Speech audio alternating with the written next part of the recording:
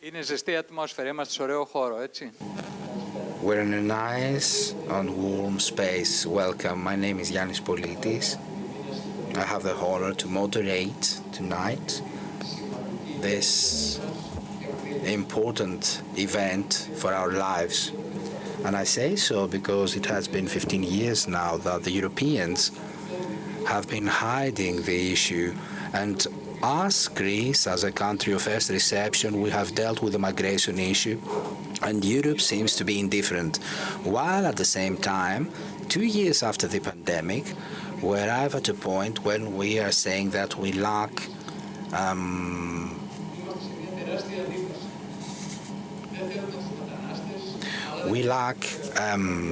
people who shall work in our businesses. This is a madness. We have tonight people from all political parties, from all political areas, who have dealt with this issue from the onset. I remember the President of the Republic, Mr.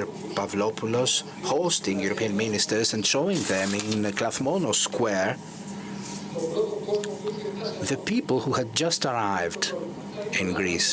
The French minister saw the situation and left. I don't know whether he understood. I remember Christos Papoutsis being insulted by all people in the left and PASOK, the Socialist Party, for wanting to close the camp of Evros. In any case, the people who are with us tonight have had to deal with this migration issue and have the biggest and the smallest picture, the European and the national picture, to present us. After all those years since the onset, we have to give answers. Do we want these people? Do we want them to stay in our country? Well, whether we want them or not, they're going to stay. How can we integrate them? How we can use those people? Those are the new questions. Throw the migrations out of the country, either it is said by the Swedish, the Belgians, or the French, has no meaning. There shall always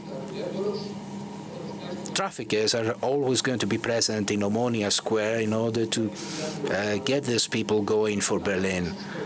I call immediately on the floor the president and director of the EPLO, the European Public Law organization, Mr. Floridis.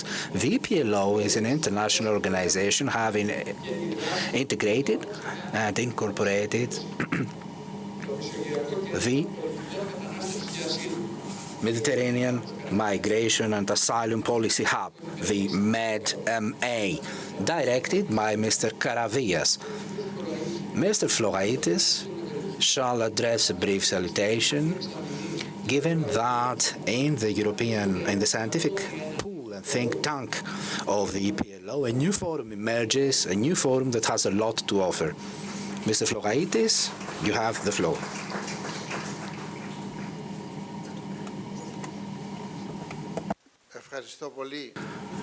Thank you, Mr. Politis.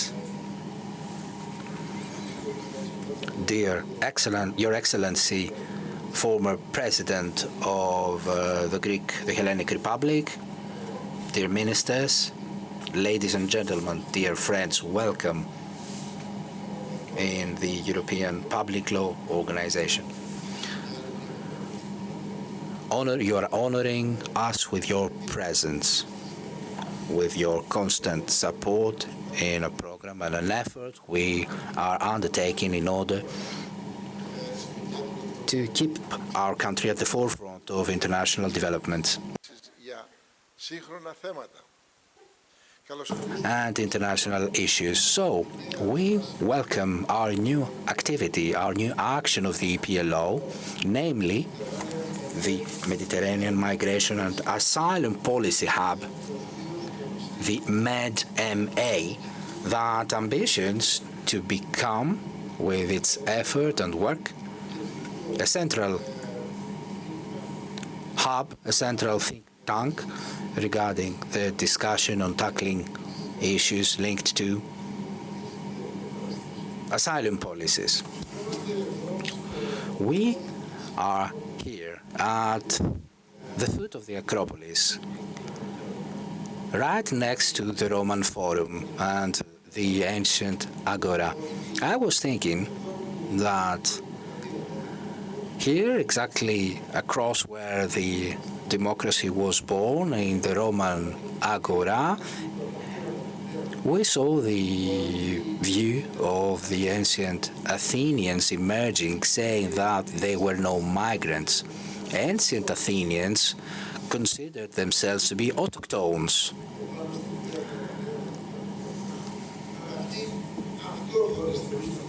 Those indigenous people, these people consider themselves to be indigenous, autochthonous. We are going to be talking about migration, while our tradition says that this was a people being proud for being indigenous, for being autochthonous. The migration issue has a lot of facets, and all of you, having served as ministers, having tackled the issues and having laid down the relevant policies, you're going to discuss all this better than myself. I shall not dwell upon those things. But I mean to say something. We're interested in this room in the following. Regardless of the policy of a country to accept or not to accept migrants, regarding the tackling of the inflows and outflows of human persons, there is a question which is important for all legal orders, and we in these EPLO organizations are dealing with this, which is the following. We need to reform the state in order to make it able to tackle the new reality. In multicultural and multi-origin societies, let me give you a simple example that I like to repeat because it is very, very simple. A person coming from Bangladesh with no knowledge whatsoever of any foreign language comes in Greece and feels sick, gets sick, and goes to hospital. And he or she is not able to communicate. He cannot be understood. It's not the fault of the doctors who do not speak Bengali, Bangladeshian. And this person dies. Does our culture tolerate the death of a person in hospital because the state is not reformed in a way allowing it to manage this person as it is going to do with myself? I mean to say that the states, regardless of the policies they have on the migration issues, need to be reformed in order to be able to manage the new societies emerging in times of strong migration flows. Thank you for giving me the floor, Mr. Politis. We are really proud of receiving you and hosting you today. Thank you, Mr. Professor. This international organization, the EPLO, is the sole organization having its headquarters in Greece, with the participation of 18 countries, about 200 universities, and within the many activities, it has more than 20 institutes. One of these institutes is the institute that is hosting today's event. I have not presented the ministers who shall follow. I'm talking about Mr. Mitarakis, Vitsas, and Mouzalas, Mrs. Katseli. They're all going to take the floor. The Secretary General of Migration is also present, Mr. Georgiades. Mr. Himonas is always modest and never wants to sit in front. The Vice Minister, Mayor of Athens for issues of migration. Am I right, Mr. Himonas? Thank you for being here. Please take your seats regarding the first team, headed by Prokopis Pavlopoulos, who shall take the floor in the first place, Mr. Katseli, Mrs. Katseli, Mr. Mouzalas. Please do take your seats on the floor. You may speak seated, or you may get the microphone, and I'm going to give the floor to the former President of the Republic, Mr. Pavlopoulos. You may do it as it suits you. Mr. Former President, we should call you Mr. Academic. Τον κύριο καθηγητά, όπως σας λέω, μια ζωή. Ladies and gentlemen, let me congratulate the organizers and the EPLO, particularly because I am a member of this organization since its establishment. This is an honor for me because this organization, as you all know, has managed to become what it is and to be well known abroad, despite the fact that it had no assistance whatsoever by the European state. It was faced with hostility. The European Public Law Organization, which is the sole international organization in Greece, it is a council of the UN. It has been also a victim of the Greek particularity, jealousy.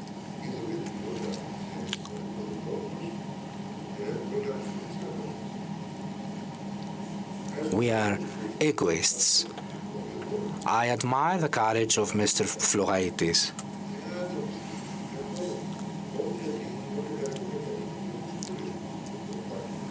Regardless of the profession he was exercising, I have always been close to him.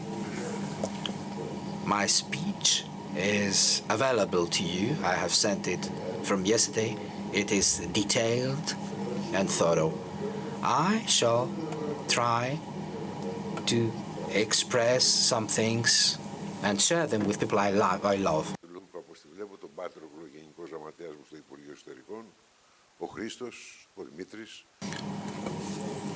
Share them with Notis, Luca, etc., with whom we have been candidates in Athens.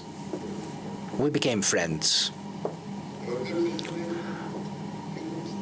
Allow me to adopt a rather personal tone in this speech. I have been asked to speak on the new Pact on Asylum and Migration. Why am I talking about a personal tone? Because I have lived, and there are the relevant documents documenting it. It happened. It so happened for me to contribute in a lot of the provisions for the first Pact that was concluded in Paris in October of 2008 when I was Minister of the Interior. So I have lived all the effort to create to reach this agreement, and I have lived the first deceptions compared to the vision I had for Europe.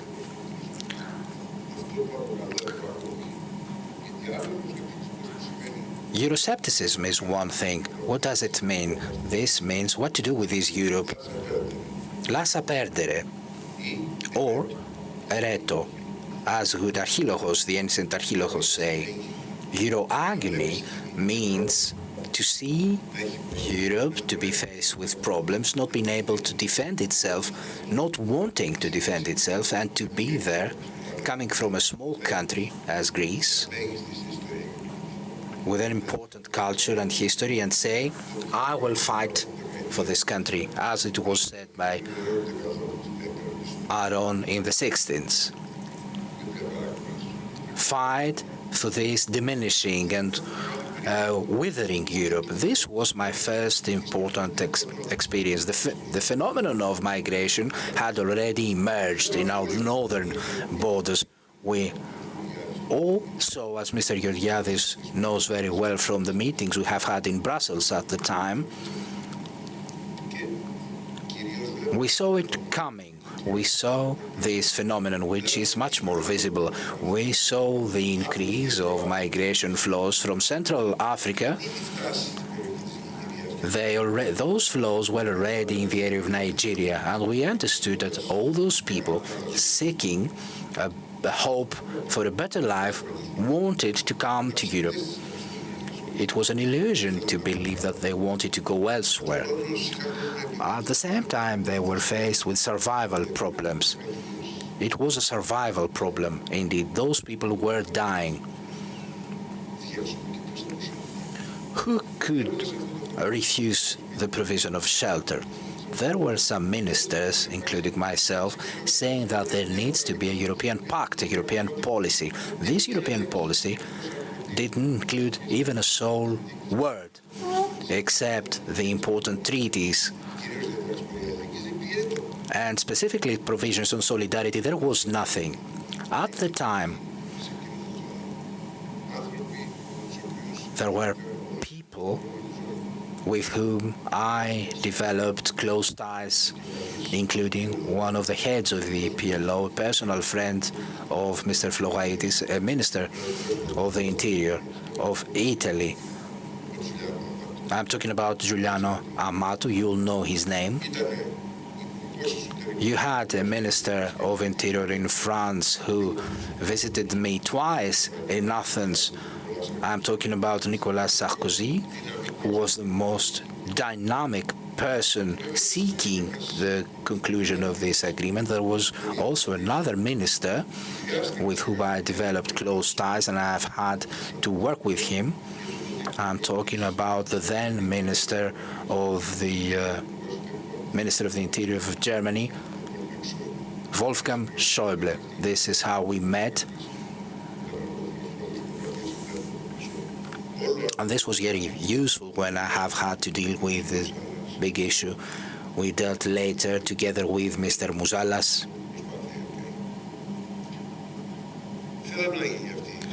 We wanted to reach this pact. There were reactions coming mainly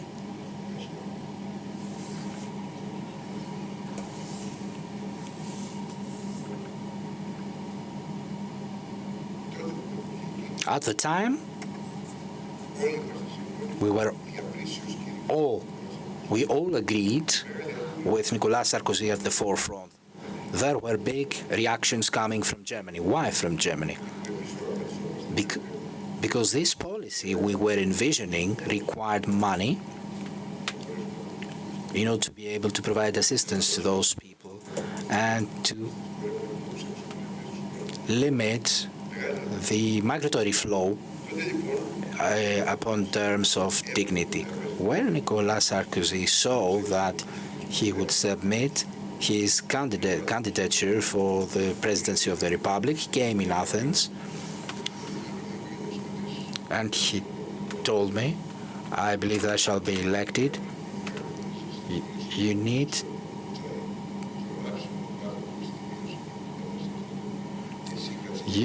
to undertake to write down the pact. I shall undertake as President of the Republic this thing together with the Minister of the Interior. And this is indeed what happened. Nicolas Sarkozy became President of the French Republic in 2007, and it was a time of the French presidency, meaning that in 2008 we had a French presidency, a French President of the Republic, Nicolas Sarkozy. French was omnipotent at the time, and the Sarkozy that was committed to the drafting of this pact that seemed mythic to me, very distant. I understood how many illusions we may have because I had to see that the compromises we had to make in order for the northern countries would accept it. I'm not talking about the Germans only, I'm talking about the Polish, the Hungarians, and all the north. This is where Sweden lended me a helping hand with the Minister of the Interior, who is still president, if I'm not mistaken, of the Swedish Parliament, of the Billström. So the pact was done with the compromises we had to make.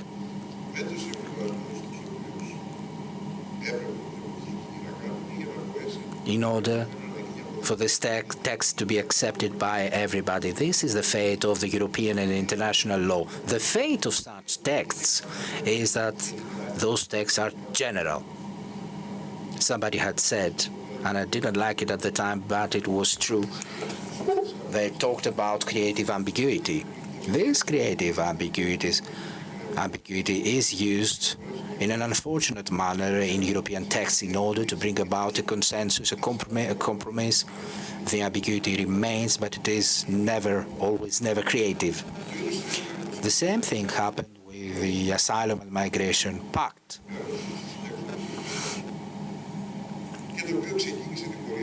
That began its course in October 2008 in Paris when it was signed.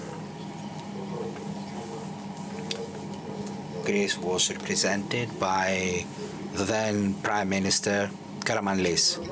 This pact consisted of 5 pillars.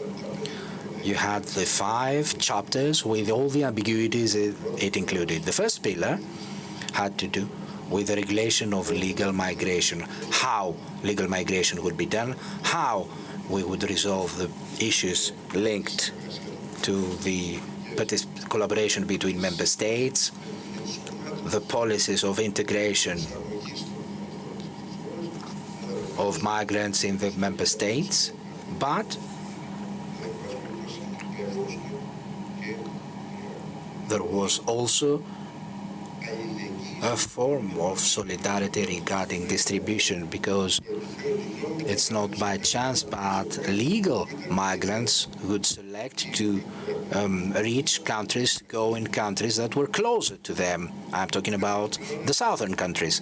The second pillar had to do with illegal migration, management of clandestine migration. There would be specific provisions for the resources distributed, but the emphasis was placed, and that was my own contribution, that we needed to operate based on reinsertion agreements. Those reinsertion agreements needed to be fully supported by the European Union.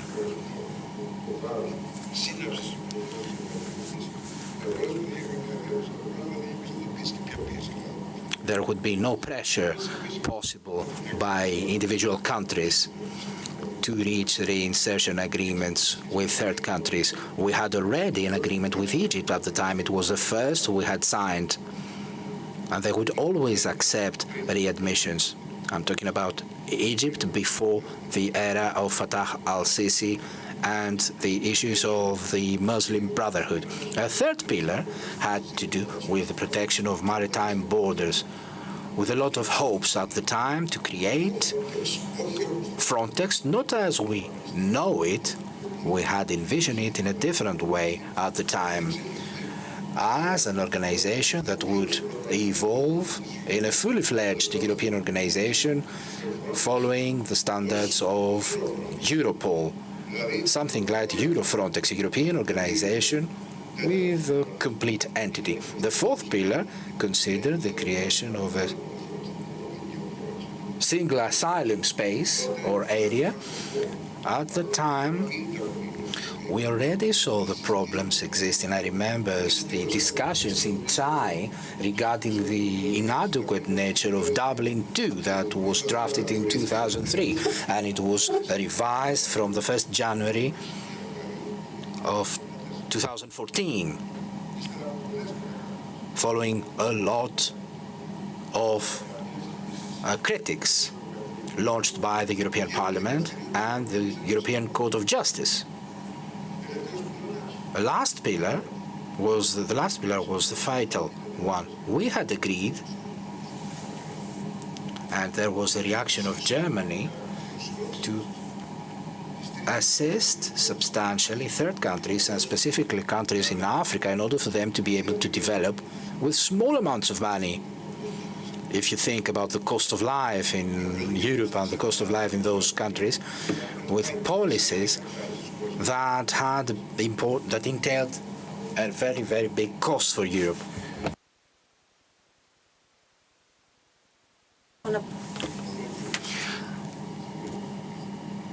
We invented the myth of Prometheus and Epimetheus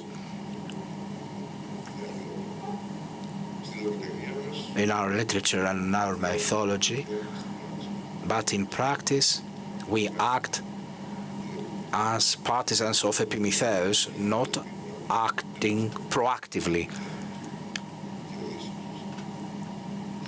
Or Elpinoras, in order to use the terms and the terminology of the Odyssey. Germany didn't want the insertion of sanctions. They accepted after receiving pressure. There were sanctions, but no way to impose them as it was proven. In the 1 year and a half I was Minister of the Interior, even if we tried to react and to impose those provisions, and I shall never forget when there was an event on the Francophonie organized by Nicolas Sarkozy in order to say to the French countries of Africa that we are here.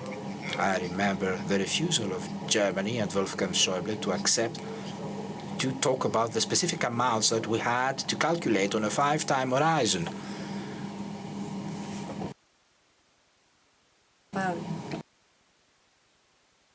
So this is how it began, with a lot of hopes, but usually without any guarantees and without the will to act, to play a primary role. So this all began with huge vision. We had the time of the big leaders of the European Union, when it was imposing its presence in the international scene, when we were decided to play the role intended for it, a role that would be planetary, because Europe has a planetary role to play.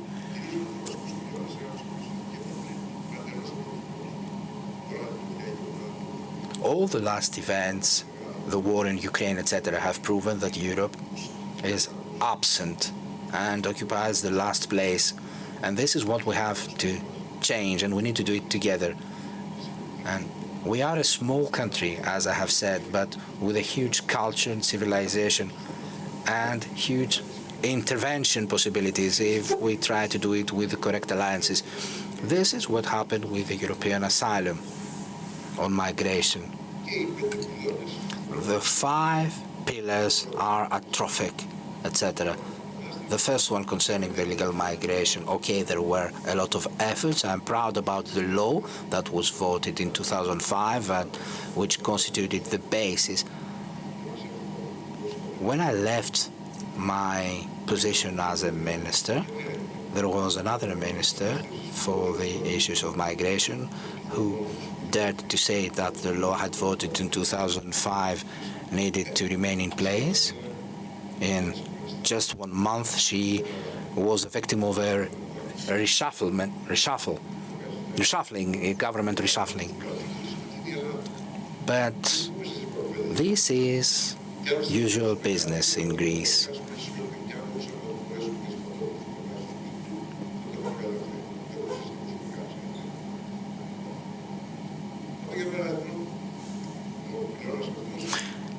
Said pillar didn't function because the money was not given for those policies, for the countries that needed to apply those policies and get the appropriate resources. Given the crisis we had to deal with, we signed the Asylum Pact in 2008, and this is when the crisis emerged, a crisis that took everybody by surprise. Second, you have the issue of the illegal migration, and that was a complete failure. Why is this so? Because the main condition was the following, that we needed to sign a reinsertion agreements with the participation of Europe. Europe has never wanted to help us, to assist us to sign reinsertion agreements by pressing the third countries such as Turkey or other countries, because we signed agreements with Egypt, as I said. We tried to do so with Pakistan, but they received no pressure whatsoever.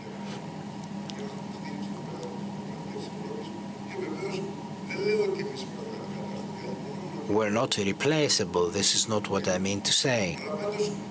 But in any case, Greece didn't have the representation it needed at the level of the Ministers of Interior for such an important position as the Minister of Interior.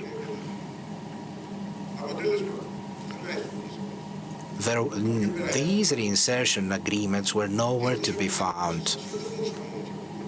We had asylum procedures, but we were unable to get those people back to their countries.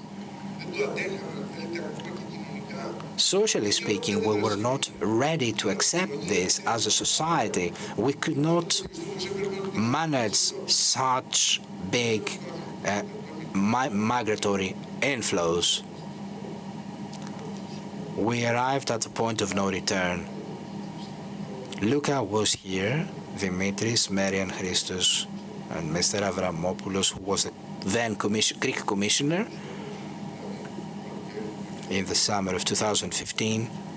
Together with the remaining financial crisis, we had an important migratory flow due to the war in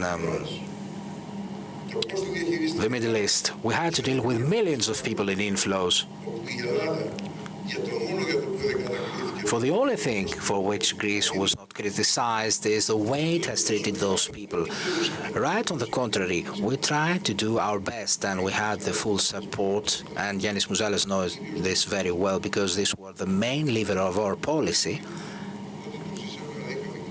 We had the assistance of the European Commission, thanks to the help of Dimitris Avramopoulos, who was experienced and a top European that needed to be the successor of Jean-Claude Juncker, and I say this directly.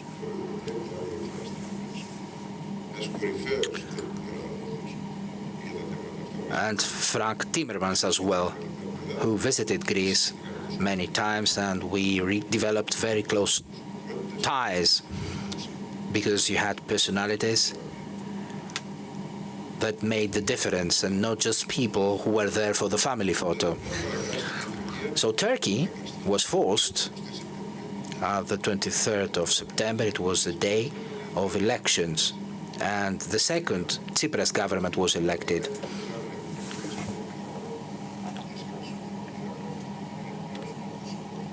And we went there to sign the treaty, the pact with Turkey. It was the Prime Minister who went to sign. At the time, he didn't know the difference between the executive and the judiciary power. Anyway, the pact was signed. That was the object of some improvements in February of 2016, when the pact was signed. And from then on, Turkey is supposed to start implementing it. But Turkey has ridiculed the European Union. It has blackmailed the European Union. Think about the statements you have heard.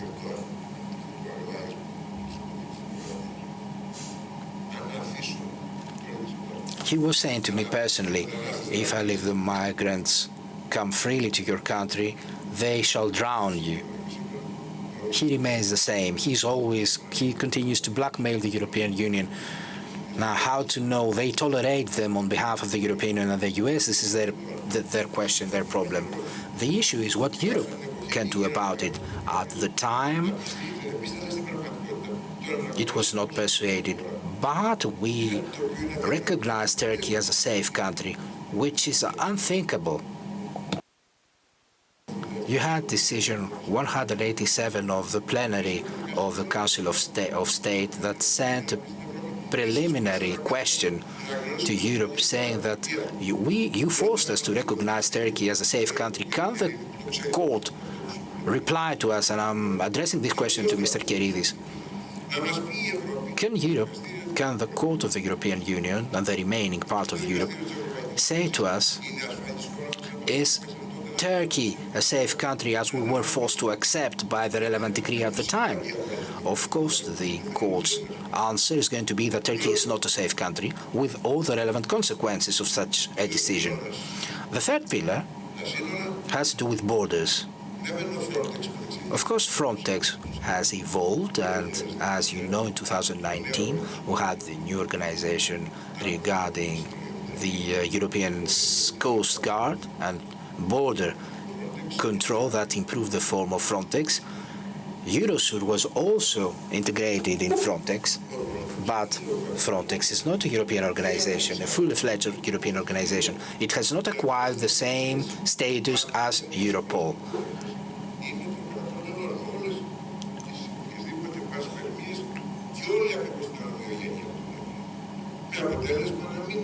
This results in not having the required results. Those results are improved as regards land borders, but it rather has a symbolic presence regarding maritime borders.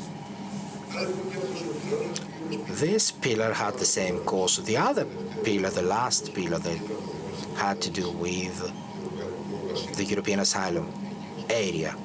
Make Europe a single asylum area. This is the same vision we have today.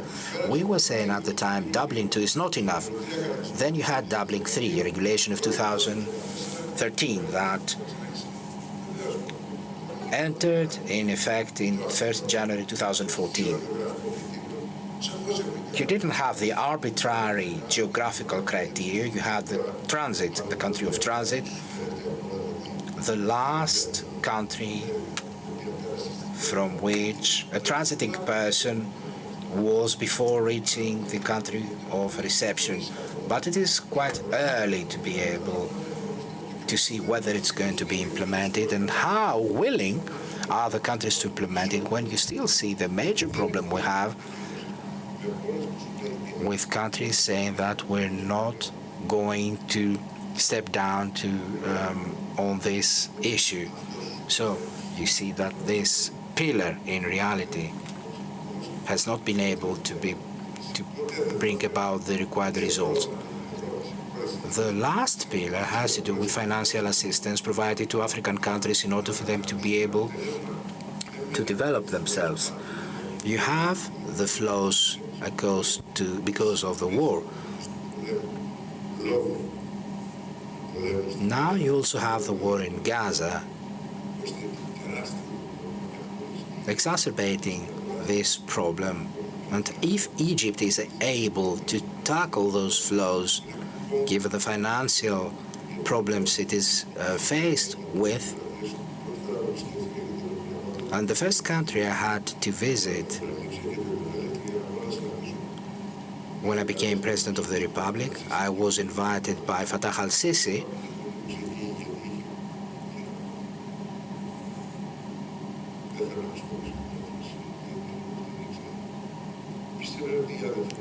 Europe believed that the Muslim Brotherhood were a better solution. There were such views. I was a freshly elected president, and they told me, where are you going? Are you going in Egypt? Sisi is a dictator and an enemy of the West. We were seen larger than them. We paved the way. This is what al-Sisi shall never forget. This is why we had this relationship. Now they saw the results. They understood that the Asylum and Migration Pact is inadequate, and we had to opt for another pact that was enacted at the 12th of December in 2023. It took the form of a recognition by the presentations of the member states in the 8th of February, and it was applied for the first time with the gigantic assistance of 7.5 billion provided to Egypt. This assistance was not given to Egypt in order for it to be able to retain its citizens. Its economy is crippling. The IMF is ante portas. You know, Christos, how much is the interest rate of Egypt for a 10-year bond, it's 31%. We were at 5, and you saw the financial crisis that entailed. So they are under demolition indeed. And this entails a big risk for the whole region. We might have a lot of differences, but this is true. This is why 7.4 billion were provided by the European Union. But this is not enough, and this amount was not given in the correct manner because it is very late. So migration policy is indeed there for Europe, but its implementation has always been delayed, faulty. And a big part of Europe, specifically in the northern part of Europe, with no pressure whatsoever, this policy has been applied in a hypocrite manner. Europe does not have a planetary, a global role, a global policy. This is an undeniable reality, as it was proven by in the case of Ukraine with the lack of a European defense policy. The same applies with migration policy for an issue that concerns it. Ladies and gentlemen, particularly in the migration issue, this is an issue of civilization, an issue linked to human values. It may sound strange, but particularly in this field, this is where the dignity of Europe is going to be judged as an area that may defend human values. And up to now, it has failed its examinations. Thank you, Professor.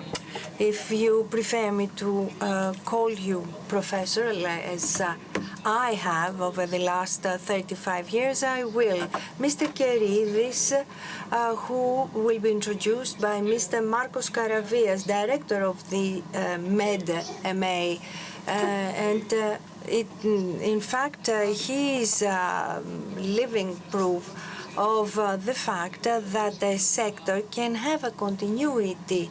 Mr. Karavias has been used in the positive sense of the term by ministers of all governments. Mr. Karavias, tell us, introduce the center, the hub that you have inaugurated and created, and please welcome Mr. Keridis. Thank you, Mr. Politis. Honorable President, Professor, members of the diplomatic corps, and dear friends, ladies and gentlemen, I should like to express my sincere thanks for this invitation on behalf of the Mediterranean Migration and Asylum Policy Hub.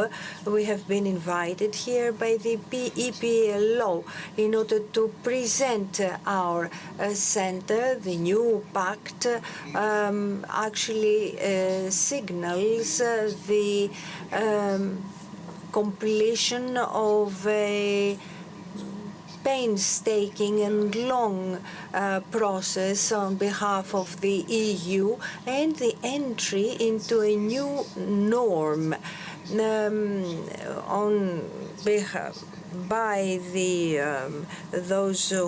legislators. A certain number of issues were examined.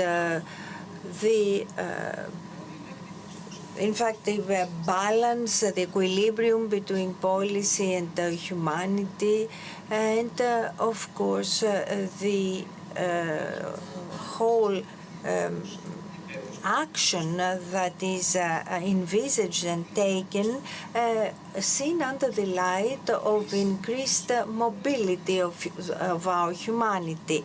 All of what has been done does not totally reflect the sense of solidarity as it is depicted in the treaty. Today's conversation, today's debate is a good opportunity for us to think back and reflect on the stance of Greece, of the teachings and challenges faced so far.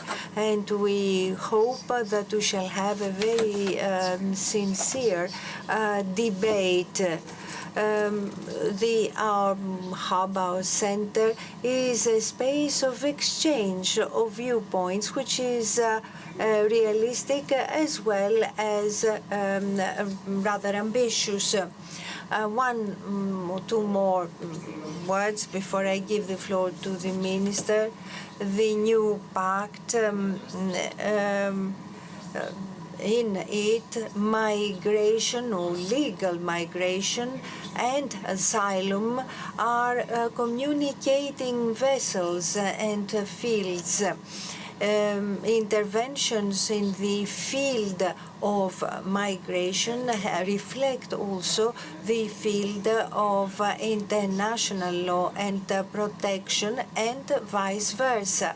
And of course, this endeavor is a difficult one given the complexity of the Mediterranean, an area of historical cooperation, but of conflicts as well, full of flows and also conflicts. And practically, and despite the different national viewpoints, the need was expressed for the creation of a front of synergy and cooperation between five countries. And we need to include the Balkan countries in our quest, and the countries of the Black Sea as well, where the organization has been active over the years. I would like to thank the speakers and all of you present here today, starting a debate on Greece and migration and asylum. And these are the first steps. Mr. Karavias made an introduction to your address, Mr. Minister. But I have a question. In Lefkas, people are desperate that they cannot find any staff. They're saying that they're not going to open up the hotels this year. We have all those people in Omonia, in the central square of Omonia, doing nothing. Why can't we open up our hotels with them? Well, you see, half of Greece accuses me that I bring in too many foreigners, and the other half of the country accuse me of not bringing in enough foreigners. Well, the migration issue has become very toxic, polarizing, and actually threatens European unity and the European ideal. Let me first of all say that I am glad that I succeeded Marcos on this podium. Recently, he got the best evaluation in an international organization, but of course voting is always political. He had 10 and then 13 votes, but he did not get enough votes in order to prevail over the Swede. there is still prejudice that actually favors certain countries and not others. And in our country, this has been the case on a number of occasions. So we are trying now to change this trend. It's a great privilege for me to actually speak after the former President of the Republic, Mr. Pavlopoulos. He doesn't know it, but he has made a huge gift to us. In his days, there was no ministry, migration ministry. Ministers come and go, President, but Patroklos remains Secretary General for the last 20 years, isn't it? And of course, all those who had to deal with this issue, like many good colleagues on the other side, political side, colleagues also at the university. I and Luca met teaching at the Open University, and Notis Mitarakis, whom I succeeded at the ministry, who managed a lot, created infrastructures and structures that are very useful and very helpful, allowing us to better manage this challenge. And here I feel like one of the early Christians in Plaka, in this temple, in order to speak about all these very, very important subjects, but we have to be very brief and very concise, because at 7 o'clock the debate is beginning at the Parliament on the motion. And we have Dimitris Constans, President of the Pantheon, and so many other distinguished friends that we have here. And I really don't want to leave you, but things that do must. So I wanted to share the optimism of our President of the Republic. And you know what, when I went to the United States, I felt relieved, because we think that we are badly off in Europe. We had 420,000 illegal entries in Europe in 2023, and they have, in the same year, they had more than 3.5 million illegal entries. And the great surprise for me, it was the 50,000 Turkish citizens that went into the United States via Mexico. That came as a surprise to me. And here we have asylum service, and European Asylum Service, and the Greek Asylum Service can process requests within a few weeks. In America, in the US, it may take them 8 years.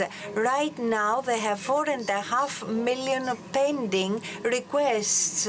As to the crisis at the Mexican borders, this may lead to a number of different crises. On the one hand, we have the governor of Texas, and he wants to guard the borders himself with his own services, and on the other hand, the government claims this same duty.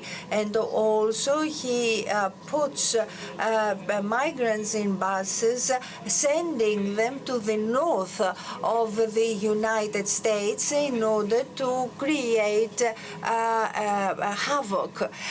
So we haven't seen this happen in the Europe of 27. We haven't seen such phenomena yet. And of course, we have the American elections that are imminent in November.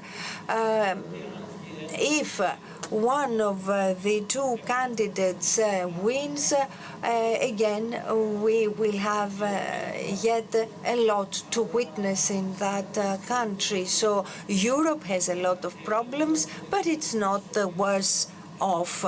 And I'm not saying this in order to give the green light to disagreement or polarizing.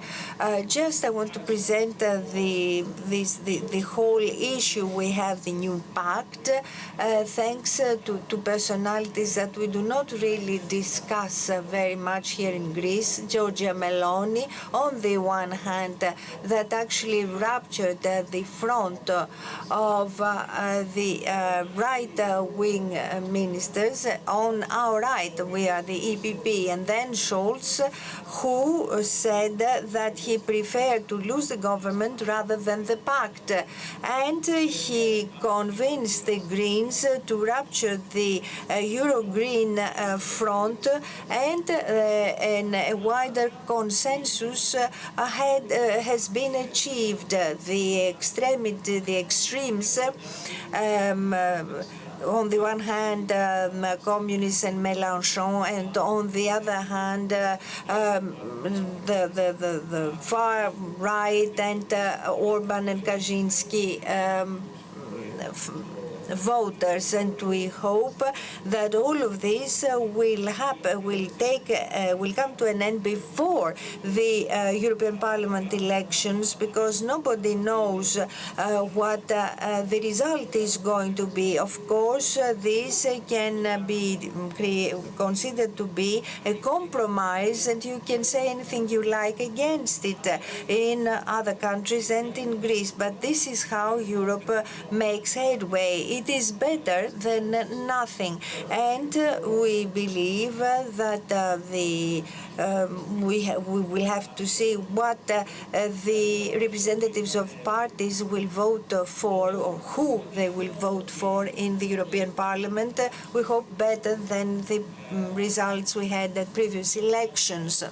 As you know, I'm the Minister of Migration and Asylum, and migration and asylum policies go hand in hand. Migration, it is something that is totally intertwined with human culture. Human culture is the product of migration, and the world becomes better thanks to migration. But migration needs to be regulated and needs to be managed for the benefit of societies at the receiving end of migration flows. And of course, we need to also put into some perspective asylum, which is an ancient Greek concept. We see it in Homer, in the supplicants of Aeschylus, in the Justinian Code. It has also the legal meaning of a classic Hellenistic, Roman, Byzantine civilization till the famous Geneva Convention of 1953. Of course, asylum goes through a crisis today. There is no doubt about that. And these are risks that the High Commissioner knows and would prefer to try and exorcise them, but it is not possible to the degree that there are no returns, there is no protection, those who are entitled to protection and those who are not. And in the United States, the very concept suffers. They cannot, it takes years to distinguish between a refugee and a non-refugee. So as we have these problems, of course, we come under the criticism of European citizens and voters. And in their despair, political elites are trying to find the extra territorial asylum management, which was firstly introduced by the agreement with Turkey, that is return certain groups from the islands of the Eastern Aegean. The Turks, of course, make asylum demands, requests, and we, of course, examine them and issue decisions. And we have also Sunak and his adventure in Rwanda.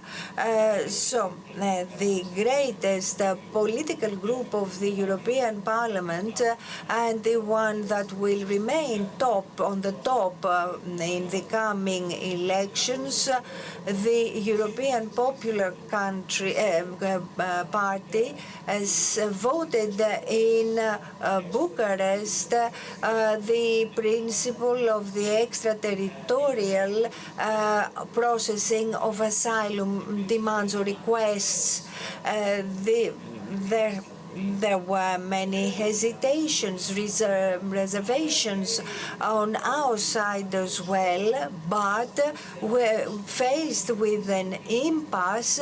We prefer to go for that proposal, and this is being discussed in Germany between the Greens and the Social Democrats, and in other countries as well. So apart from wishful thinking, apart from nice things to say, we need to look at reality clearly, and we need to seek out solutions, consulting history, consulting also conjectures, and we need to combine the long-term interest of our societies, but also the satisfaction of needs of European voters before others take advantage of those voters and undermine our democratic ideal, because Brexit, you will remember, was one of the greatest tragedies of our history.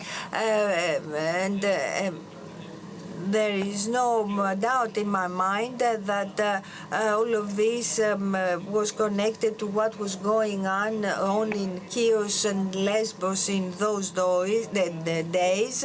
And we have Trump today, and we need, in view of the elections there, to suggest a reasonable idea. We understand that migration can really contribute to the enhancement of Greek economy when it is regulated, when it follows rules. It can actually increase the prosperity of our economy, but at the same time we need to be very strict to the protection of our borders, defense of our borders. And we need Mr. Mitarakis to go ahead, taking bold steps, and we managed what they have been trying to do for the last 40 years, that is give papers to the undocumented migrants, some 18 million of them today. And we managed just before Christmas, Mr. Mitarakis, exactly as it happened in 2005, and also in the past, before that, in 1997 and 2001, under PASOK. I see that the left is well represented here tonight, and I have to say that there were 762 votes during the first vote. There was consensus achieved between the 5/6 of the parliament, and we had the Communist Party with us, which was a first for them. They actually agreed with one of the New Democracy initiatives. We absolutely need a thing tanks such as EPLO of my very good and inspired friend Spiros. And the people that work with him and for him. He took Marcos away from us, but he will give him back to us whenever we need him. I need to leave you. It is with great regret that I am leaving you. Those who know Thanasis Diamandopoulos will, I believe, readily understand that I cannot get away from out of his grip. Thank you very much. Και να σε ξαναδούμε στα πλατό κάποια στιγμή όταν τελειώσει. I hope to see you again, Yannis. Let us change the program. As we used to say, we're a live program, and Mr. Mitarakis needs to be headed for Parliament in order to give his battle against the left and the extreme right. This is why I call upon him to take the floor earlier, because he needs to leave for the Parliament. A high-ranking official said to me that my island, Lesbos, was cleared thanks to Mitarakis. How did you do it? I shall try to build upon what His Excellency, the former President of the Republic, Mr. Pavlopoulos, has said, and my successor, Mr. Keridis, in the Ministry of Asylum and Migration. First of all, I agree with Prokopios Pavlopoulos when he said that Europe is not in position to show the level of solidarity, neither has the vision required by countries in the area. I believe that Mr. Papoutsis and Mr. Vitsas are going to repeat it. This is a reality. It is crucial to protect at the same time the international asylum framework. According to the Geneva Treaty, it takes the meaning of protecting those who flee a country in danger and entering a safe country as the European countries. Unfortunately, from 2015, Europe has seen an illegal flow of migrants which are not linked to our geographical position, and some of these flows come from very far away. So Greece needed to take this problem into its hands and in the framework of international law to protect its own borders. Our own possibility to tackle illegal migration is not limitless. We need to have Europe, a fortress Europe? Of course not. Is migration something healthy? Of course, yes, it is, but it needs to be done with specific rules. We cannot allow to illicit traffickers to select who is going to come in the European Union in order to settle there. Our country, from 2019 and onwards, has applied a specific migration policy, aiming at limiting flows and curtailing the consequences of this migration crisis for local communities, specifically for the islands in the Aegean. We have managed to reduce the flows by 99% as compared to the extreme flows of 2015, and from 92,000 residents and 4,000 apartments in 2020, in 2023 we had 10,000 people remaining in structures. We applied a policy of 7 points. We safeguarded our frontiers. We created new closed and controlled structures offering law and order, both for beneficiaries and to our personnel and local communities. We proceeded to the separation between illegal migrants and asylum seekers. We placed an emphasis on deportations. Europe needed to promote the cooperation regarding the returns of third country nationals, but unfortunately, Mr. Minister, when we are discussing about tools to be used with third countries, geopolitical imperatives are promoted instead of migration issues. We have checked and controlled the NGOs, proceeding to a separation between those that helped tackle the humanitarian consequences, we have limited the benefits and enacted a more severe legislation, establishing that Turkey is a safe country for third country nationals who are not in danger in Turkey. At the same time, we opened our borders. Hundreds of women from Afghanistan passed the border through the humanitarian corridors. We have proposed a common European area of protection by proposing the free right of circulation that was not accepted.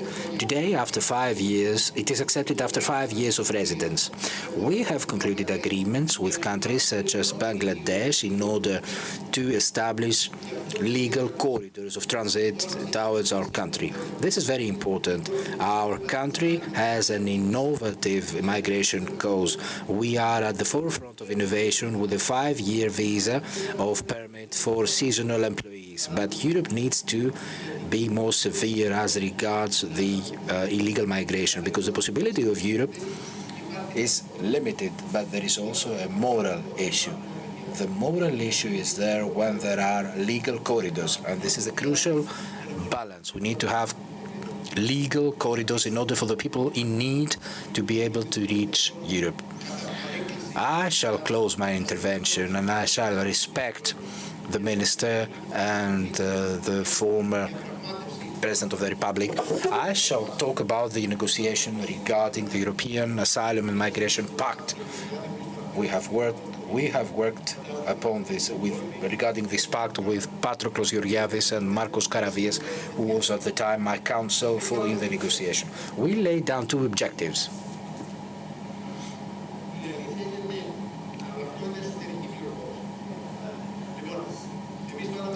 We laid down 2 objectives. The first objective is that Europe needs to be more strict in the control of its borders.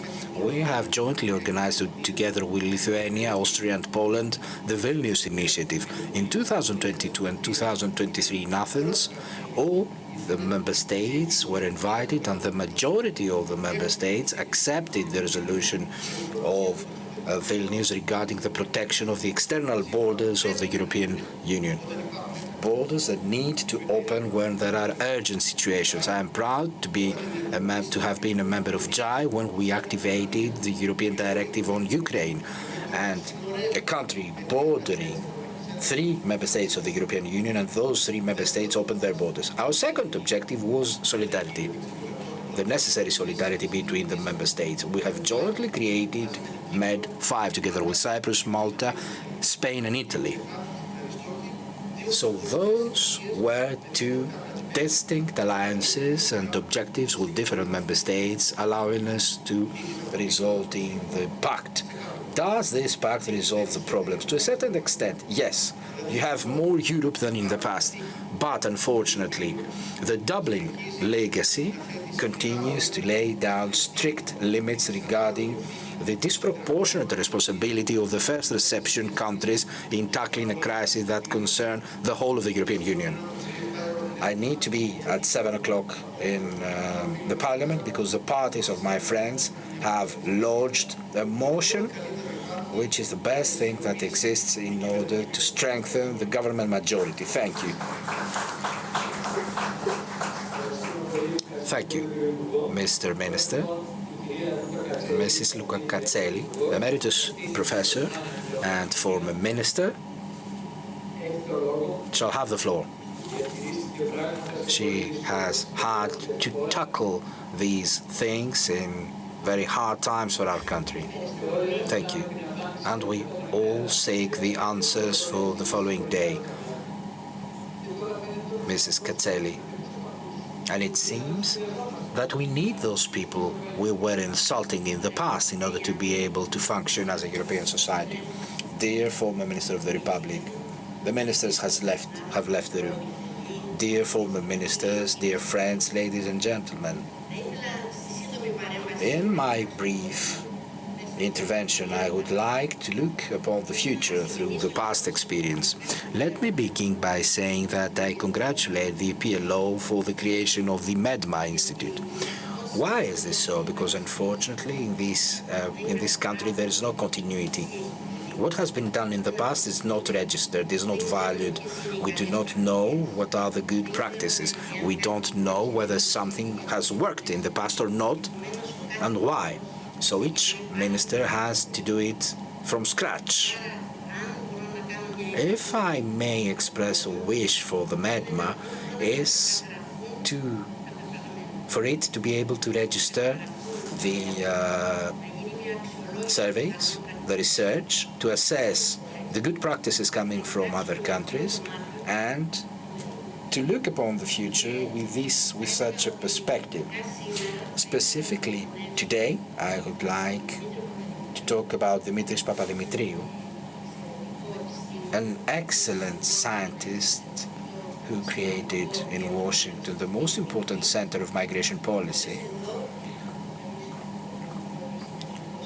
When Mr. Pavlopoulos was the Minister of the Interior and Alexandros Zavos was running the institute, they did an important work for all issues pertaining to migration. The brief conclusions I shall draw stem from my occupation with migration issues for 4 decades.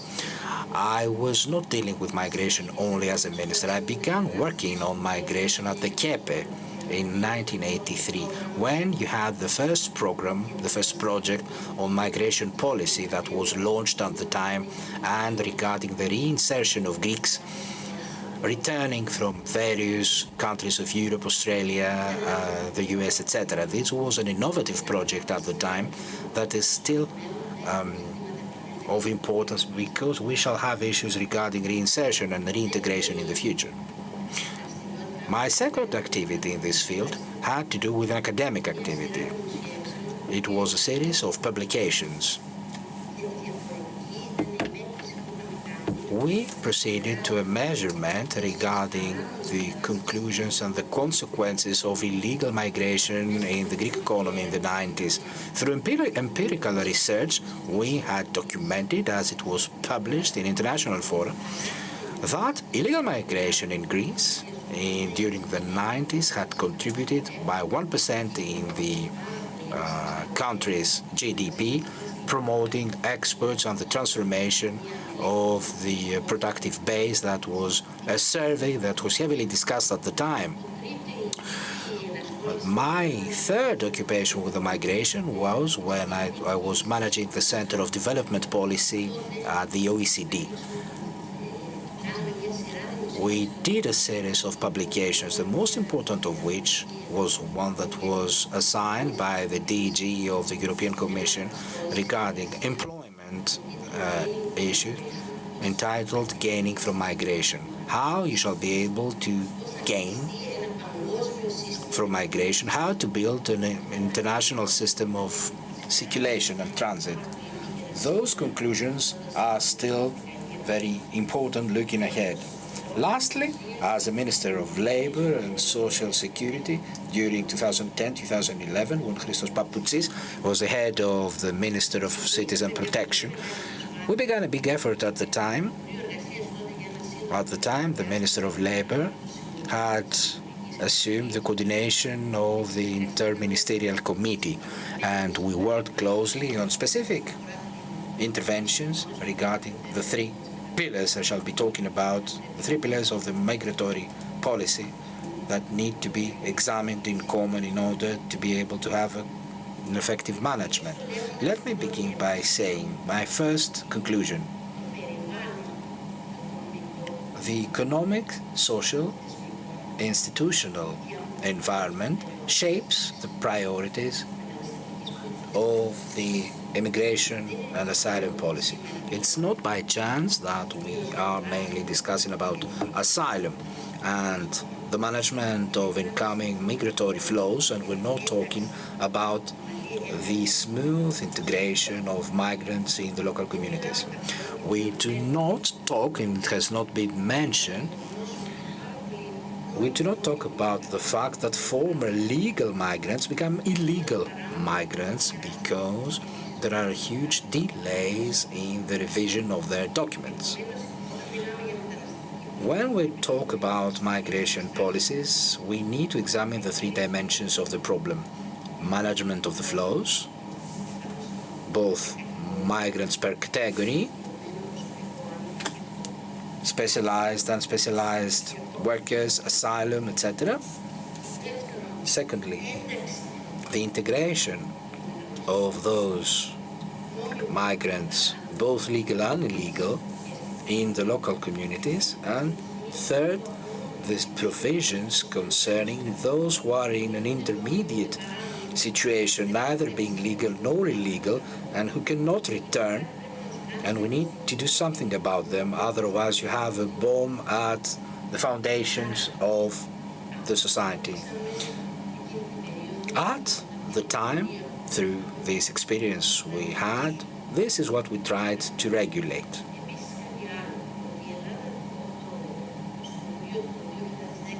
In 2010-2011, you had two parallel crises: a financial crisis and a migratory crisis.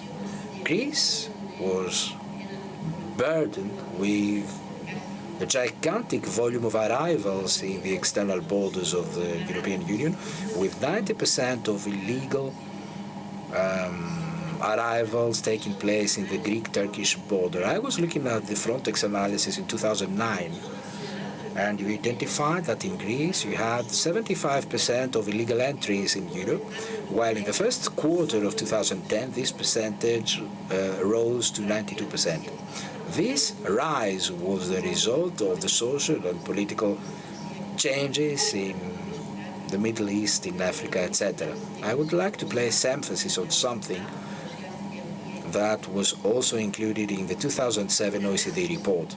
Migration is not done when you have complete poverty. Migration takes place, either legal or illegal, when the emerging economies start to develop, because this is the time when they are able to cover the cost of transport. They may leave some money behind for their family to live. They may cover the cost of survival in the host countries. Thus, what was indicated in the report of 2007, and which remains important for today, is that in the next decades we shall see increasing migratory flows coming from all the countries in the region. So we need to see how to organize this international transport system. It's not by chance that, as regards the free circulation of capital, this has been regulated, or approximately regulated. As far as trade and services are concerned, it has also been regulated through the World Trade Organization. The mobility of people remains the most difficult thing that is completely unregulated at an international level. Why is this issue unregulated? Well, because I believe that it is the most difficult public policy issue to tackle. You have all the governance fields, international governance levels through IMO, the UN, international organizations. You have the implication of the European level, and we heard about the need of Europe to play a more active role. You have also international organizations. You have the national, the regional, and the local level. So you have the role of the mayor going until the supranational organizations. Secondly, specifically in times of crisis, you have conflicts between individual and social rights of the migrant with individual and social rights of indigenous citizens of an area.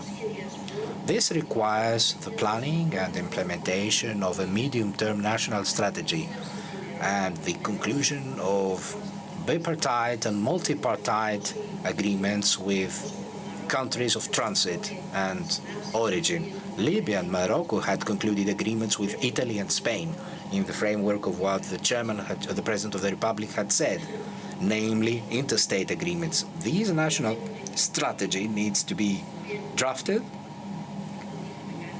and I shall explain what we did in 2010.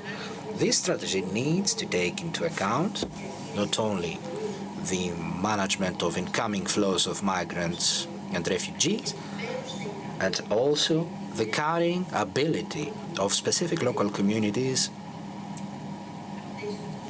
to host those figures. We're talking about tourists in Santorini and whether we should place caps and limits in Santorini because the ability of Santorini to accept those people has been transgressed. We need to examine the carrying ability of a specific area and what are the incentives you provide in order for the smooth transition and integration to take place in this specific area. A third factor has to do with synergies between policies. The field of migration policy is a field implying the work of all ministries. We needn't think this as about migration, but in terms of migratory cycle, from the moment one leaves the country of origin, when the person is transiting from other countries with the wire transfer he or she sends, re-entry, once such a decision is taken, how to manage the whole of the migratory cycle.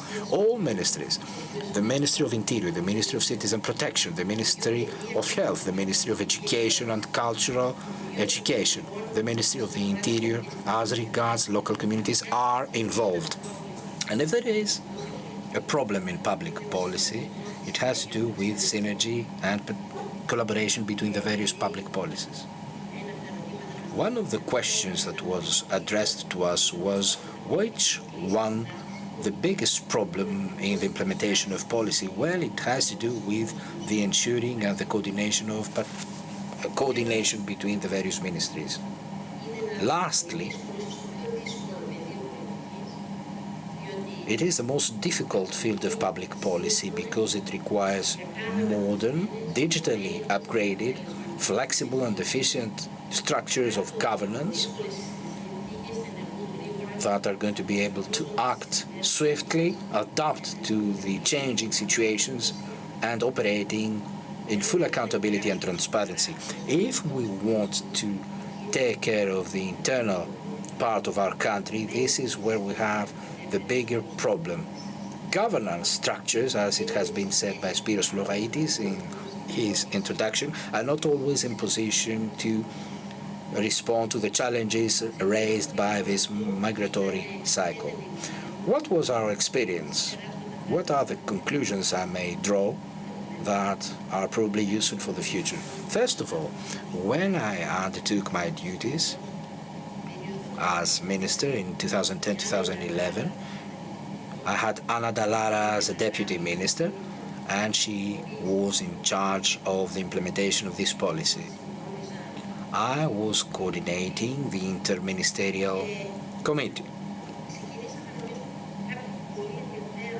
We began undertaking some very interesting policy steps. Some of them were forgotten, some of them were changed, some of them were not really assessed.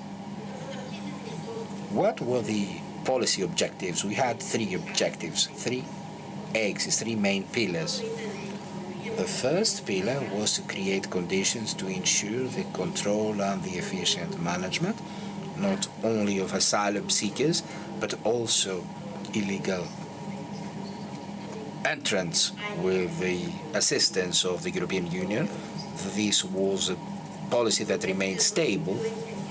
The second objective that is almost cancelled, because nobody really works upon this, has to do with the smooth economic and social integration of legal migrants and their children in society. I'd like to open a parenthesis here regarding what we saw in other international surveys coming mainly from the European experience.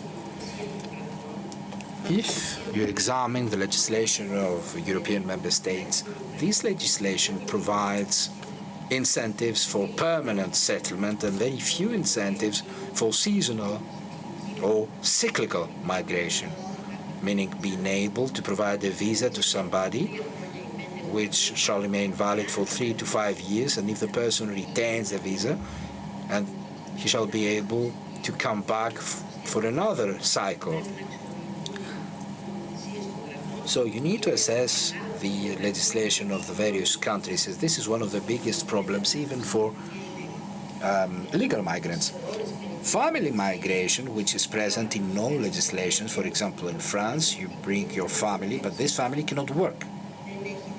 They do not have the possibility to have a revenue, and you have other things, other problems which are raised due to poverty, with ghettos, etc. So smooth economic and social integration in Greece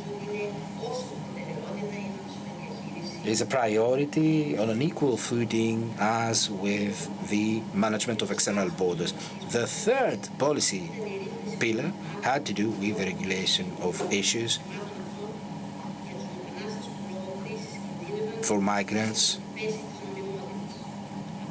that were in risk of becoming illegal.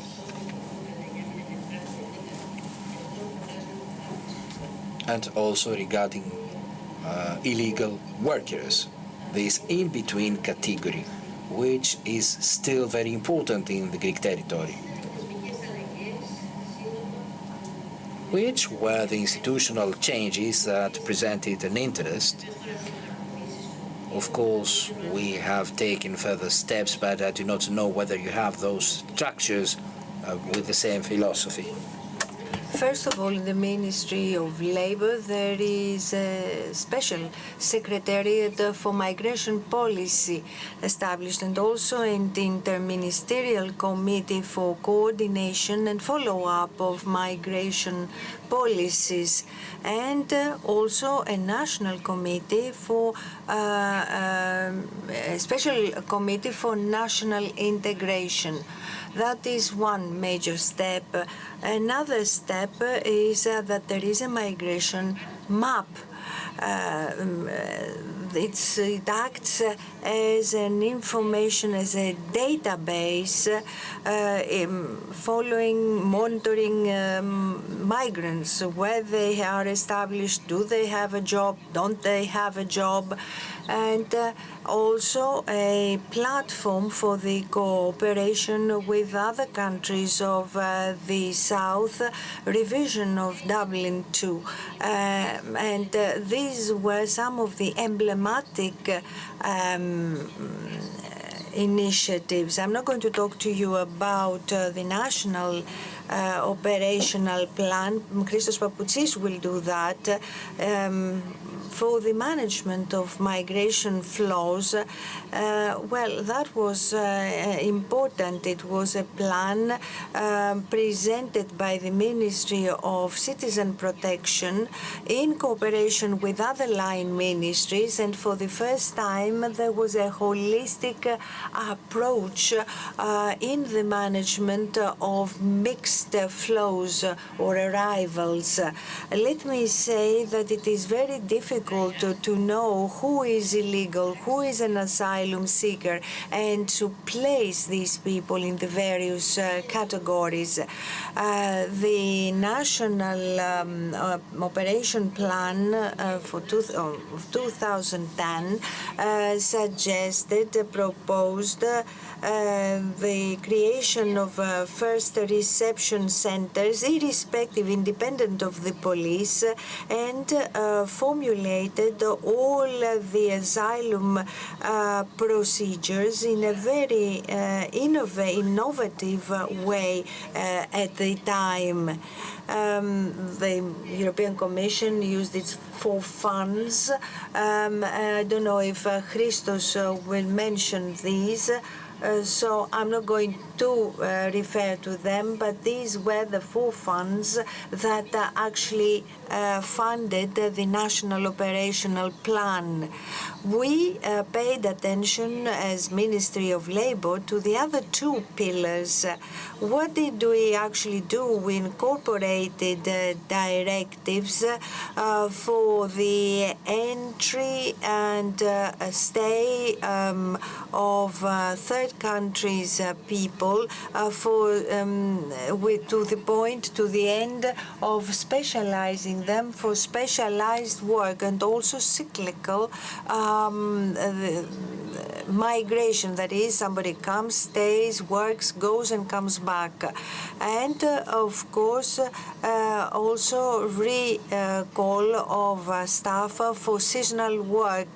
This needs to be regulated. The relevant 2005 law was not feasible. In Lefkada, for instance, for someone to recruit someone, well, this required a study by the unemployment organization.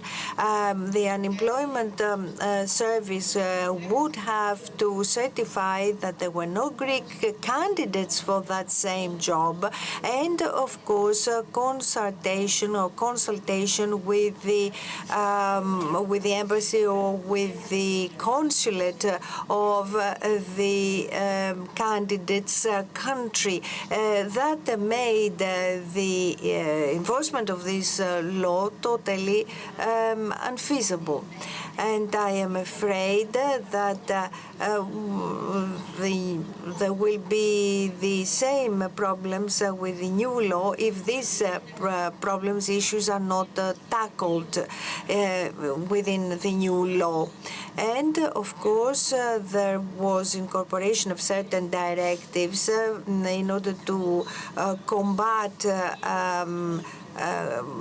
black labor, that is unregistered labor, and this is still something that is at the very core of our policy regarding second generation young people, migrants. Law 3838 of 2010 introduced these 2 novelties: the introduction of a new way to acquire citizenship in Greece, that is, birth in the country or studying in the Greek school. And in those days, they acquired the right to vote, be elected, and participate in municipal elections. In other words, another form of integration in the Greek society. And we, to that end, we worked very closely with the Greek local authorities. Mr. Flogaitis mentioned this before. I will give you the example of Portugal. When in Portugal, if a Bangladeshi has to go to the hospital, he's accompanied. He doesn't go there on his own. There are networks supporting all the needs of a migrant: translation services, advisory services. We have not, as a state, considered these aspects in order to actually help enhance democracy. We need local authorities in this respect in order for people to be able to be integrated in their local societies. There were hospices created, centers for the stay of one night, and the church was involved in this as well, for hostels to be created for one night stay. And of course, the less fiscal stamps for those who work in Greece. At the beginning of the crisis, many people found themselves without a job, and therefore they did not have the necessary number of stamps as testifying to their days or months or years of work in Greece, and they were helped by us returning to a legal status as migrants without losing their years of labor. But why am I saying all of this? Because nowadays we have all this issue of multiculturalism and various different identities, and to now when migration flows include people from all countries, it is vital for democracy and for the political systems to place as a priority the exercise of a holistic migration policy, managing not only flows of migration, legal or illegal ones, but also their integration in local societies and regulation of all those who are in a limbo between legal or illegal status. I think that if there are no policies under the second or third pillars, they will never have a healthy policy. Under the first pillar, Europe will face somehow, but second and third pillars come under the ambit of local authorities. But we need to take these three pillars holistically, not without separating them. And another conclusion that I can draw is that all these issues of carrying capacity, human resources and so on, all these things must not be left in the hands of extreme right wing. I think all forces, central forces, left forces, need to coalesce in order to give a solution to this problem, because if they don't, democracy itself is in jeopardy, and there will be, of course, a legitimate source of putting into question the ways of our political systems, and learning from past experiences, from positive and negative practices in other countries, and putting pressure upon the EU to take up its own responsibilities.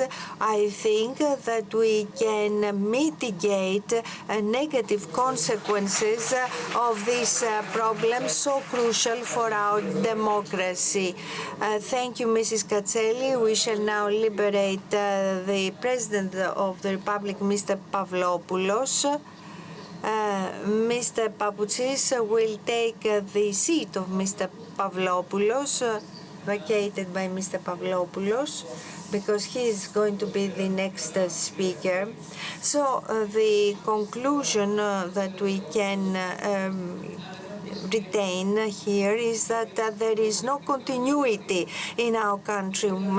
Ministers, when they change, it is the starting from scratch again. There is no consultation between ministers, the outgoing and the incoming ministers. I learned this from Mr. Flogaitis.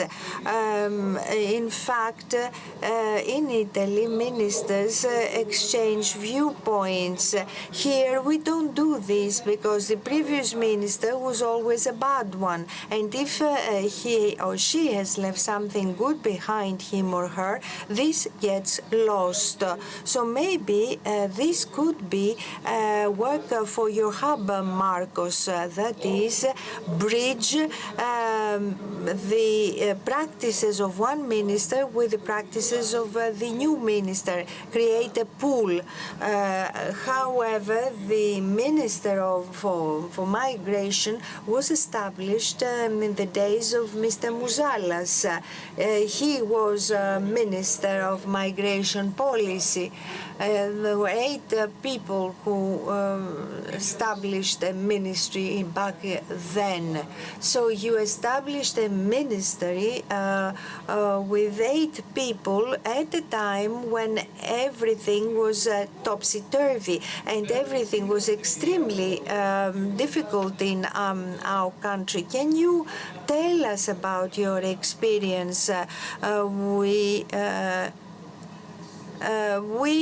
came a long way from the time of the old ladies saving babies to the day where people call us racist. What has happened? What has changed so drastically?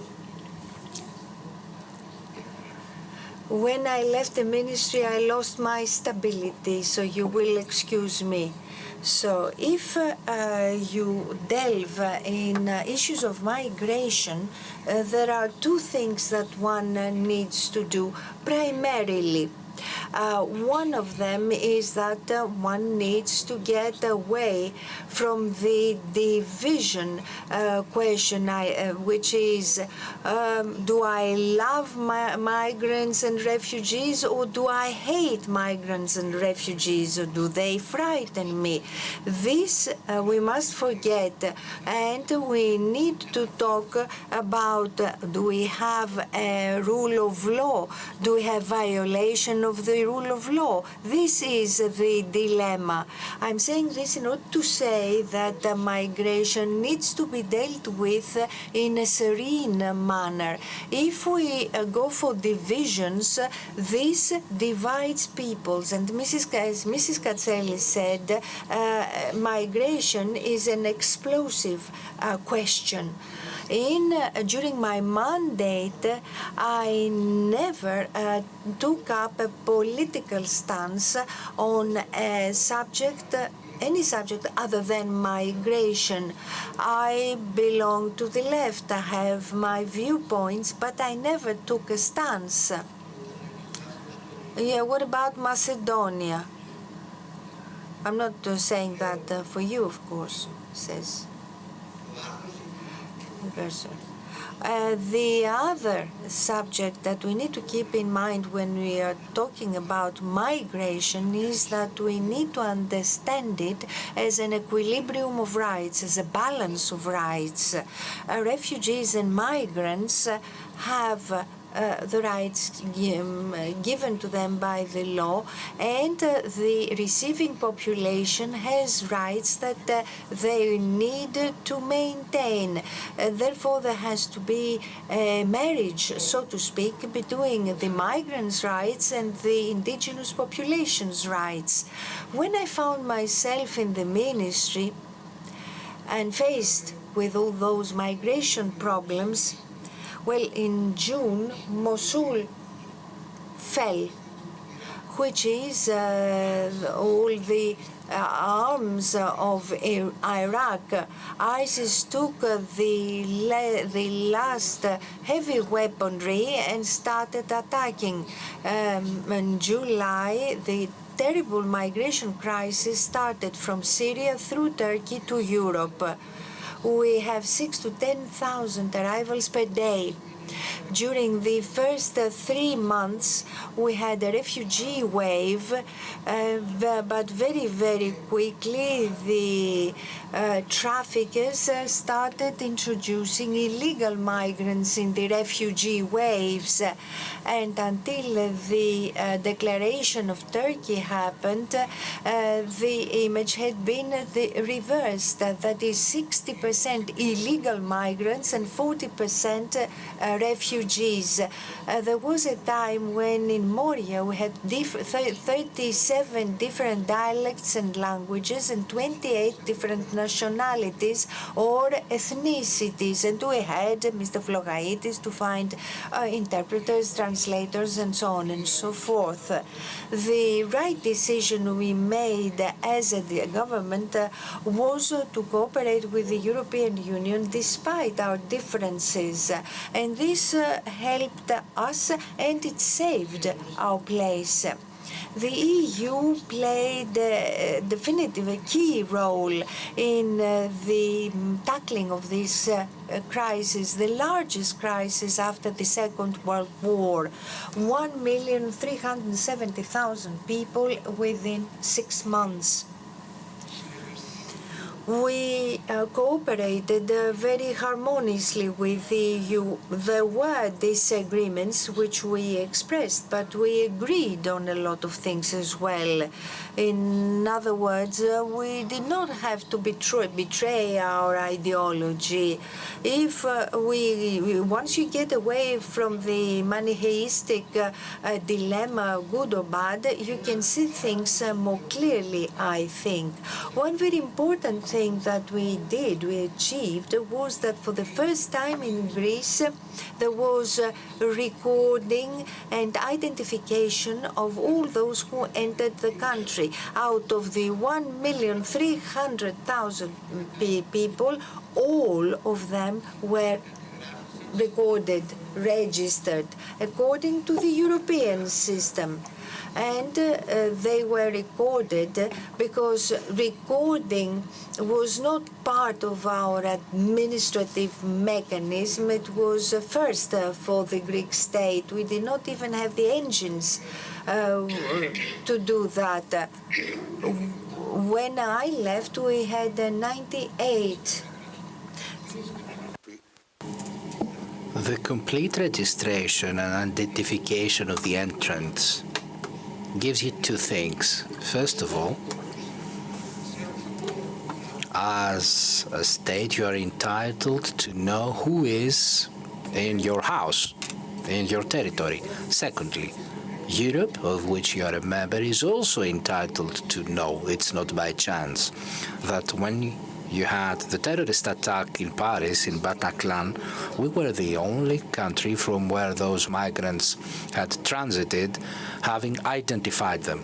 The second thing, because in the left there is also a myth, I shall talk about the leftish myths that says that registration is an authoritarian measure. When you identify and register a migrant, you give him a presence, you give him an existence. Usually they have thrown away their documents, their papers. So when you identify this person, regardless of whether his or her name is Yusuf or Johan, this person starts to exist again. So this person reacquires the rights it must have, he or she must have. The second thing that began to be done is that our country until then was a country which had as a dominant policy to be a transit country. It had accepted that being a point of passage from Asia through Turkey into Europe, we were saying leave them, they would transit, and those who would stay were utilized. So we're mainly a transit, a passage country, and a refoulement country with pushbacks either at the borders or in land borders or in marine borders. Some positive initiatives were undertaken, and naturalization, and the new democracy government took also positive initiatives to that extent. They provided a naturalization to 10,000 Romas. That was very brave at the time when this was done. During the PASOK government, some flexibilities were provided in the naturalization service, and the Syriza government has moved along with some issues in this service. I mean to say that the policies may not be only positive and negative, and you need to be cold-blooded and calm in their analysis. So, the two main elements that we did, the two main things we did, was to fully record, identify, and change the nature of our country in a country of reception. And we voted the European directive for the reception, as we were obliged to do 3 or 4 years before we took the government, and nobody voted for this directive in order not to change the character of the country. We took a lot of measures. The main problem we were faced with as a government was to transform, to reinverse the logic of Europe that considered, I don't believe that they lacked scientists, social scientists or jurists. They considered the matter in the following issue because it was beneficial for them. They considered the issue to be a difference between Greece and Turkey. We tried to transform this issue into a European-Turkish problem. Thinking this was a problem between Greece and Turkey, we reached a point when we were chased away from Schengen. That would be big damage for the Greek state and would be a political loss for our government. We managed to persuade the European Union and the then leaders in their majority that the problem was not between Greece and Turkey, and to transform it into a European problem.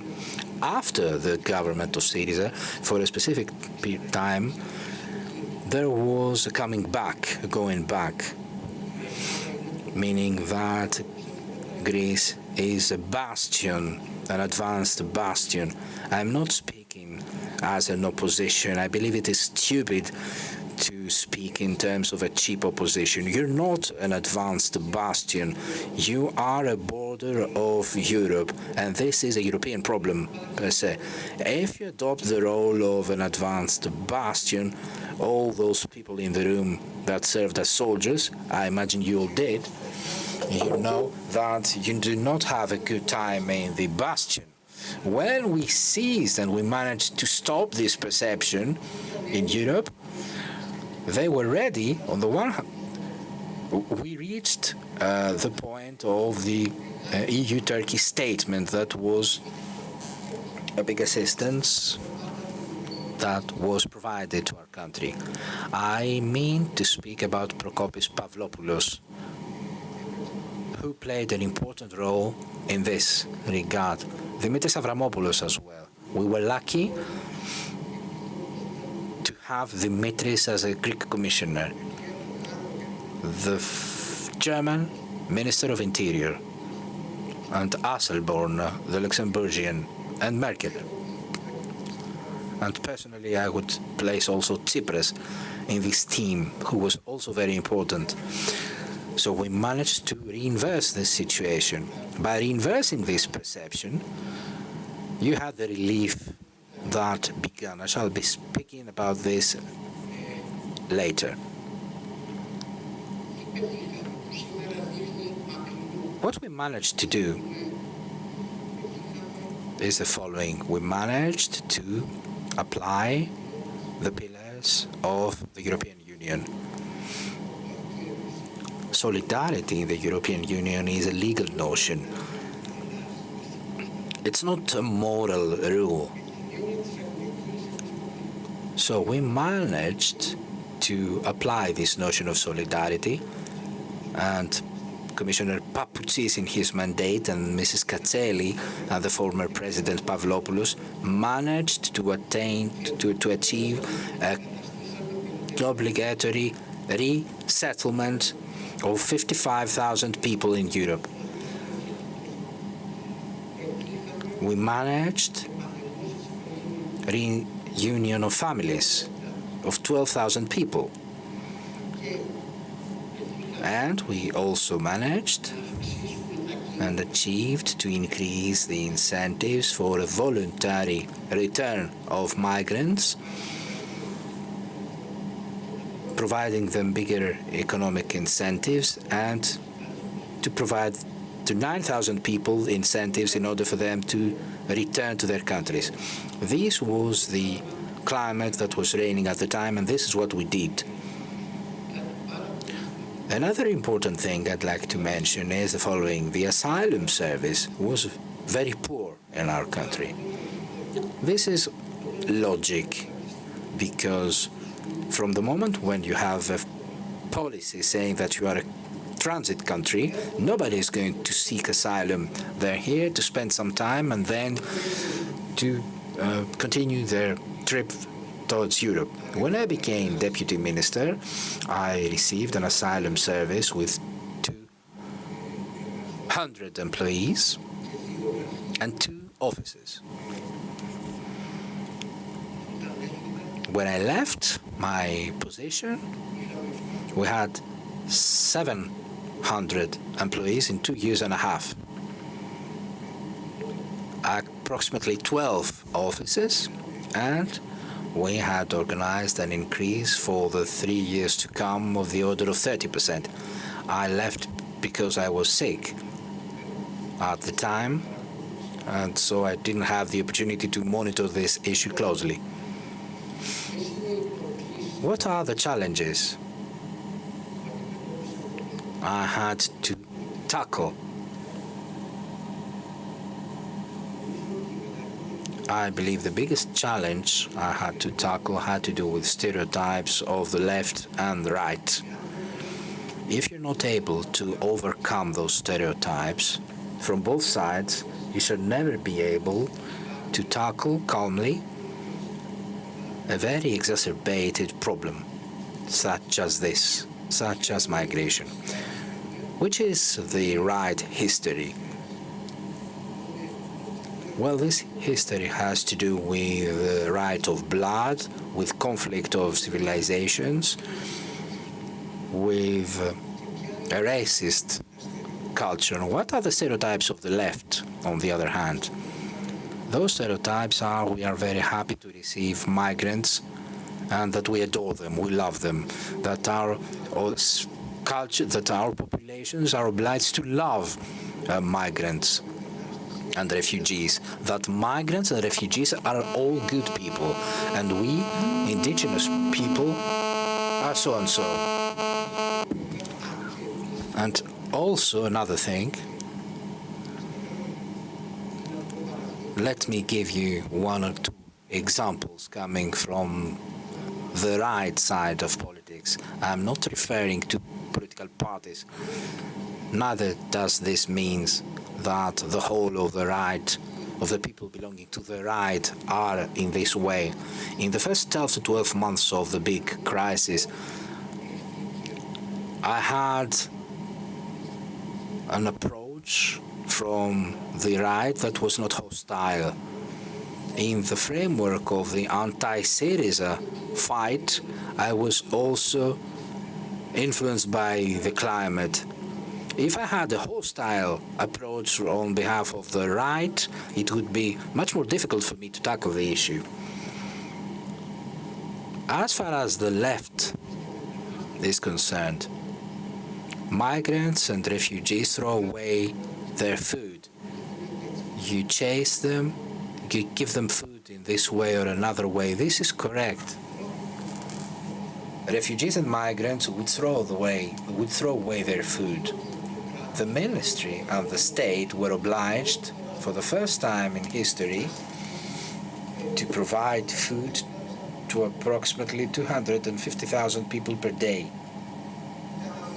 It was impossible for this food to be perfectly cooked, to be the food each one would like. On behalf of the state, what was the important thing?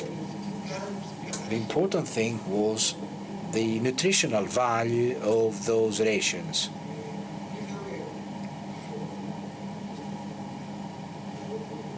2 years ago, I participated with Guterres in a round table in New York, and I heard for the first time that children and refugees and migrants need to enter the schools even before the settlement of their situation, which is something I did.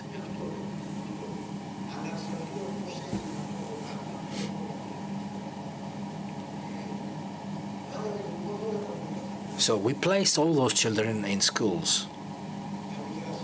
There were reactions, of course. Let us suppose that we sent our children in 700 schools. We had 10 schools where parents didn't want to accept the migrants and refugees. The left, together with the right, advanced and presented the heroic efforts of left comrades who were demonstrating outside of the schools, who would deter the bad parents that didn't want the migrant children thanks to the heroism of their parents. Instead of promoting the fact that out of 700 schools there were only 10 that didn't want to accept those people and to go there and solve the issue, you would promote the opposite. You didn't promote and place emphasis on the fact that the main reaction against those children attending school, specifically in the first year, came from the parents of the children. Why was this so? Because they were afraid that this was a trick that for them in order not to leave for Germany. And we couldn't persuade them. We couldn't persuade those parents. We would place a condition on them that in order to be able to get the cash, the women need also to attend school. Another important challenge had to do with partnerships, as Mrs. Katselli said. It is incredible. You needed to work with everybody. And it's not an easy task, Mrs. Katselli. It's not easy at all. We needed to work with the Greek police. My experience from the police at the time, you need to finish, Mr. Minister. So my experience is excellent. It wasn't so in the past. We needed to work with local governments that were also exceptional, and most mayors did not belong to Syriza. They were elected with the right, the Democracy Party or PASOK, but they treated us in an excellent manner.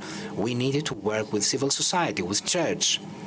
These were rather difficult things to achieve.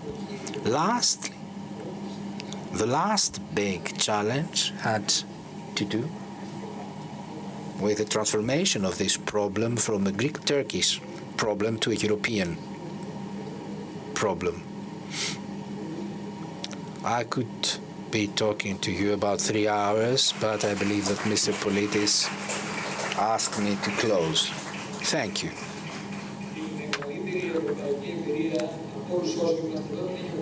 Christos Papoutsis has the biggest European experience in the 35 years he has been working in public life. Out of those years, in the 24 years, he has served in central positions in Europe. So he has the big picture and the small one, because when he returned in Greece, he was called to deal with hard issues. Thank you, Yannis, for your kind words.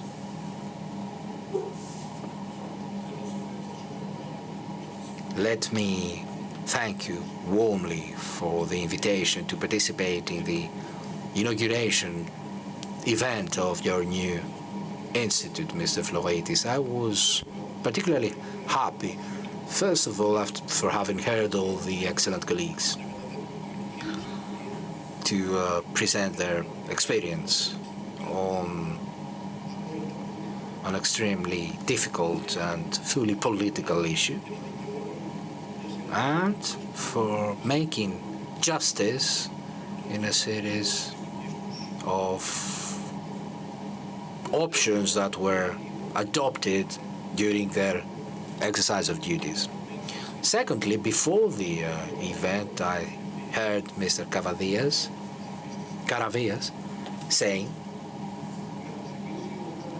that he was present in the efforts we undertook when, as a new attorney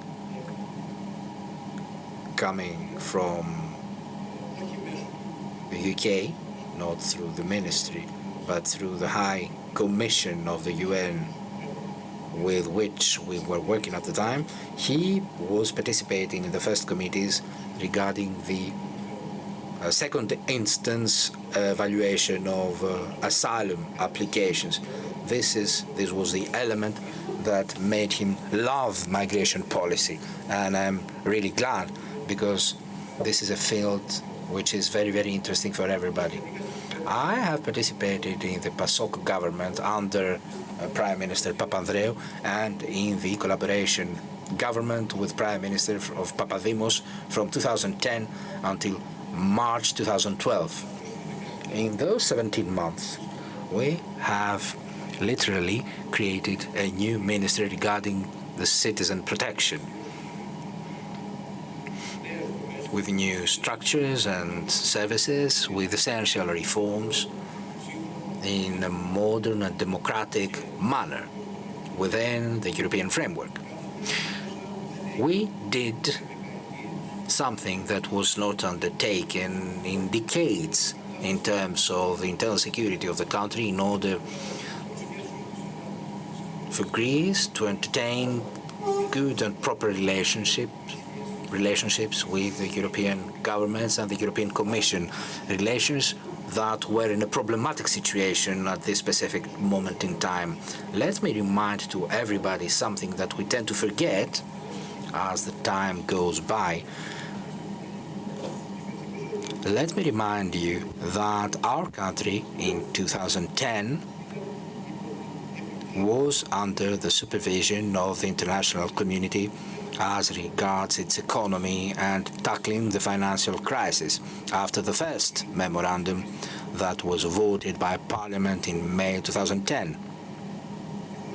Our country was placed under the effort for financial stability and the strict controls imposed by the Troika in troubled times, with citizens tormented by the lack of hope of new generations for the future. The Ministry of Citizen Protection, beyond the issues of protecting the borders, beyond the issues of tackling migratory flows and illegal trafficking of migrants through the Greek territory. It is trafficking of migrants which is illegal, that seek a better hope for tomorrow. Let me remind you that during the months I was in charge, we had 1,300 demonstrations taking place in the country. We had 1,300 demonstrations taking place in those 17 months.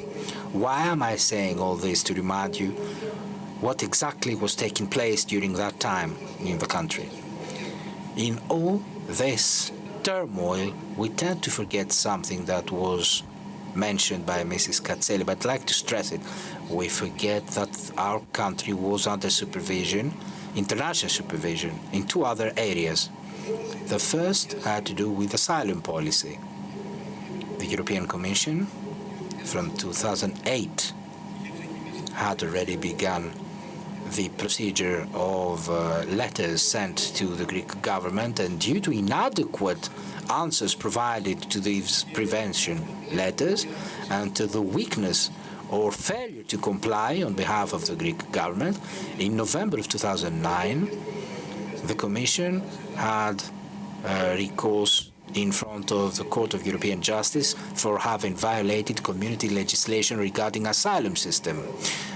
Furthermore, as regards border areas, the conditions of detention and hygiene of the people crossing the Greek borders were horrible. Greece was accused for violating human rights, and I mean to say how uncomfortable I felt when participating in the efforts of PASOK a lot of years earlier in view of the creation of the Committee of the European Union for the Prevention Against Torture and Illegal Treatment in the Council of State. In the first meetings I had as a minister, I had accepted the special rapporteur of this committee who came here in order to investigate complaints that saw the day, that we were seeing everywhere in the mass media regarding inhumane treatment of migrants reaching the Greek borders.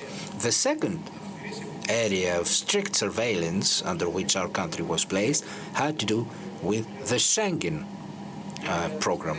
In 2010, the European Union calculated that 90% of the people entering illegally in Europe were apprehended, arrested at the Greek borders.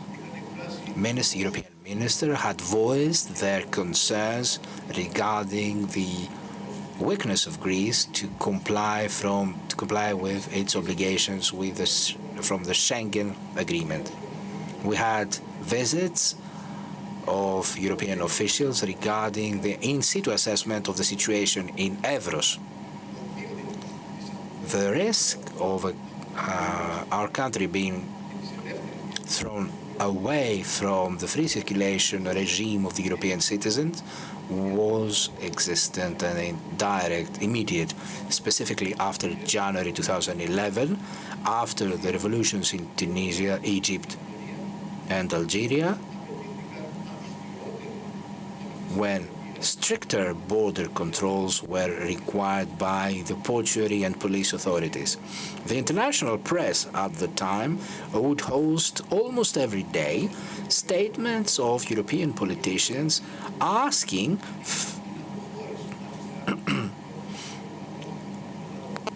if I remember well, the vice president of CDU asked for the expulsion of Greece, or the voluntary exit of Greece from the Schengen Agreement. The situation was dramatic. We needed to react, but the political sensibility and the full support provided by the Prime Minister Papandreou was given and decisive. It may sound excessive,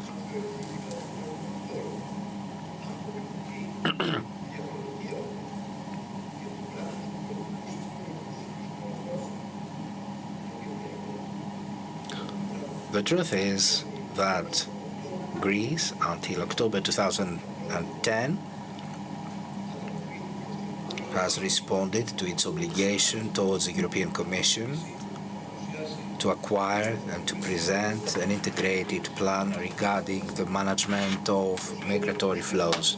This plan concerned 2011, 12 and 13 that was submitted to the European Commission and was approved with the financing of 275 million euro, out of which 55 million came from national resources,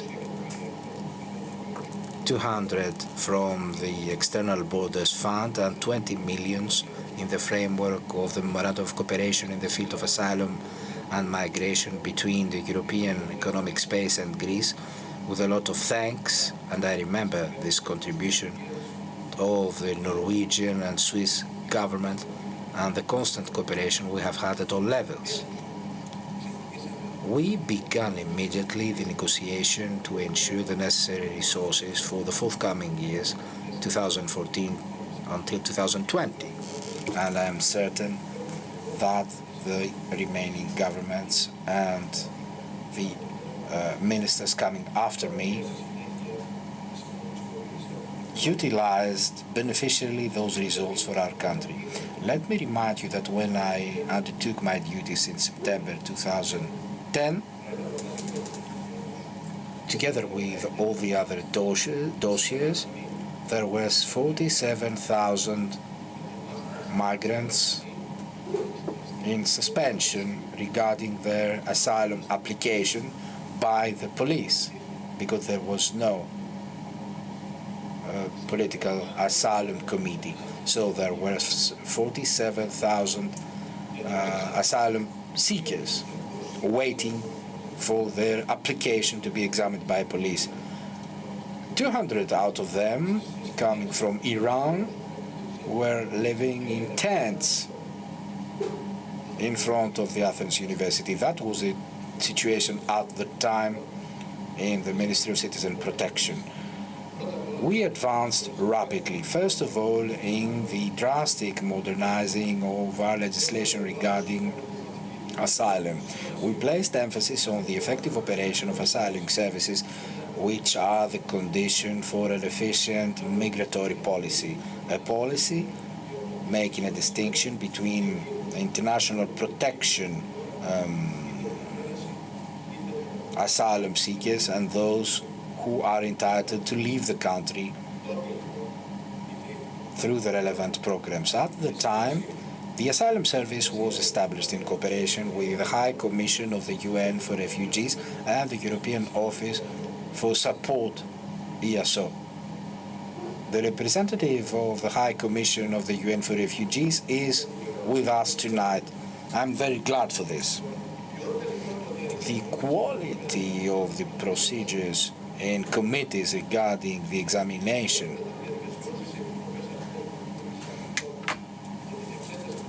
of these applications was totally different regarding the past. We had justified positive or negative decisions following interviews in depth with interpreters who were able to respond to the needs of the examination. These are elements that are necessary in an asylum procedure. That was not the reality in Greece until that time. The Ministry of Citizen Protection has operated with transparency and stable directions. Which were those directions? Those who have the right of international protection or asylum right need to acquire this right with no delay pursuant to the procedures provided for. Those who were illegal economic migrants, if they're not able to find a job and to have a legal presence, they would need to leave for their countries. Secondly, you had the establishment of the authority of recourse with the same law of 2011 of appeals, operating as a second instance of appeals of asylum seekers and seekers of international protection against the Asylum Service. From February 2011, there were 10 appeal committees beginning their operations with members who were trained by the Ministry of Citizen Protection or was in cooperation with High Commission of the UN for Refugees. Third, the operation of the Asylum Service and the Authority for Appeals was such that would not entail the participation of the police. It was the first time, that was the moment in time when the police would retrieve from this operation. The handling of asylum issues was attributed to specialized scientific personnel being constantly informed on the social developments in the countries of origins. For the smooth operation of second instance asylum committees, in just a few months, the percentages of attribution of political asylum were increased with a rational management, always examining the asylum petitions in a fair way. What was the result? A 0%, 0.5% of attribution of international protection regime for which Greece was heavily criticized internationally, and this percentage reached 12.35% in just a few months. That was a percentage close to the average of the European Union. This is why this was this received positive feedback from the European Commission. The service of first reception of migrants was created at the time with the central and regional structure. Those new services that were created integrated 14 centers of first reception of migrants. Those first reception migrants inaugurated a new system of timely certification of the identity and origin of migrants through a specific know-how that we never had in the European state, in the Greek state, while at the same time training the personnel with the European Asylum Authority, EASO, thus ensuring the separation. It is when we got to know how to proceed to a separation of migrants, how to inform those people who are entitled to international protection, how to document their medical file with a constant contribution of NGOs. The health control could not be undertaken only by the medical services of a region such as Evros without the constant assistance of NGOs who were always present in this process. In those new services that were established, we also integrated 14 first reception centers for migrants, making use of the European projects and creating the necessary infrastructure with technical specifications that were specific and prepared not by us but always in cooperation with the European Asylum Service, EASO, and conforming to the European standards, and always in cooperation with the UN High Commission. What were the main principles of those conditions? First of all, ensuring human dignity with residents in specially designed rooms, with specific conditions, with wings of 60 persons in order to be able to monitor their lives.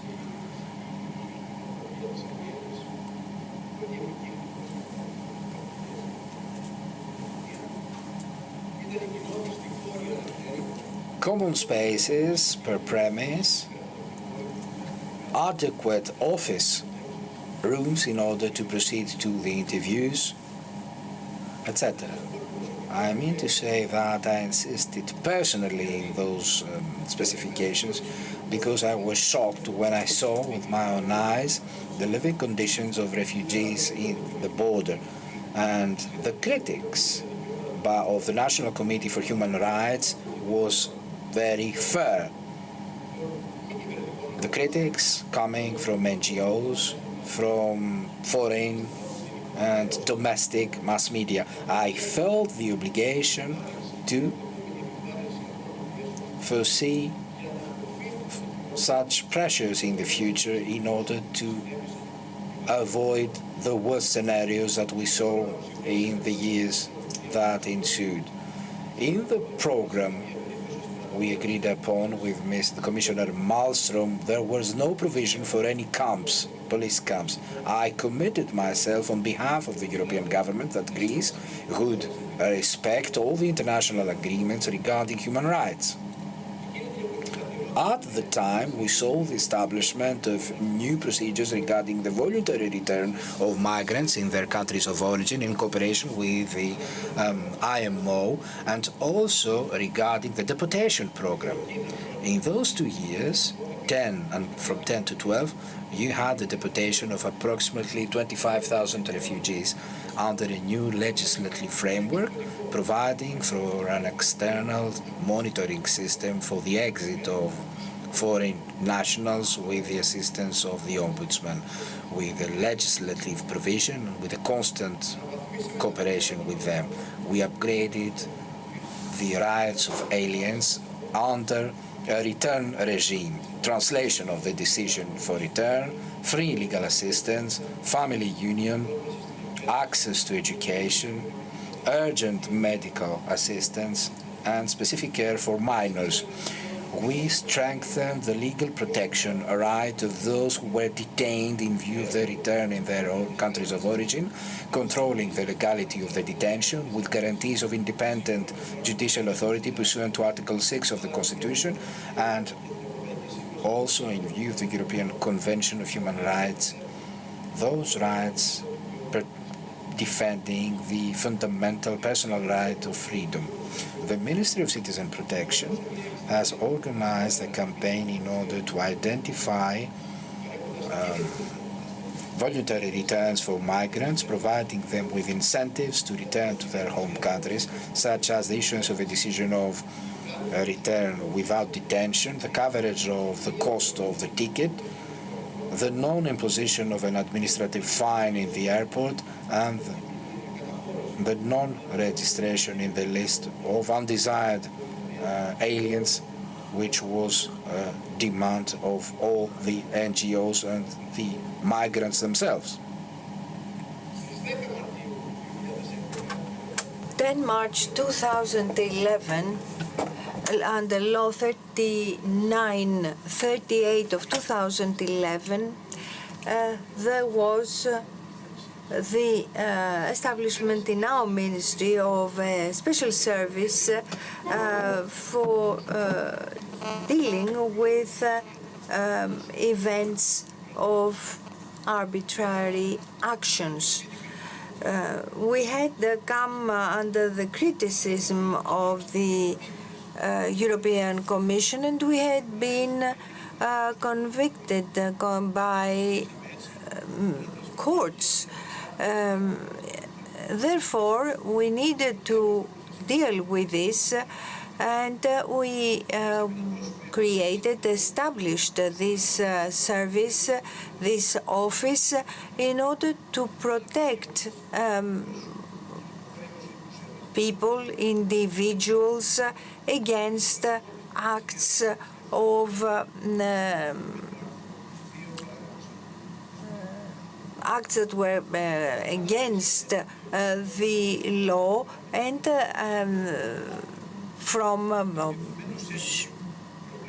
by the members of the police.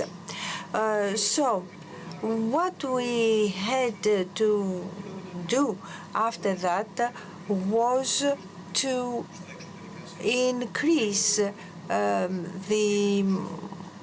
our actions, our means at the borders.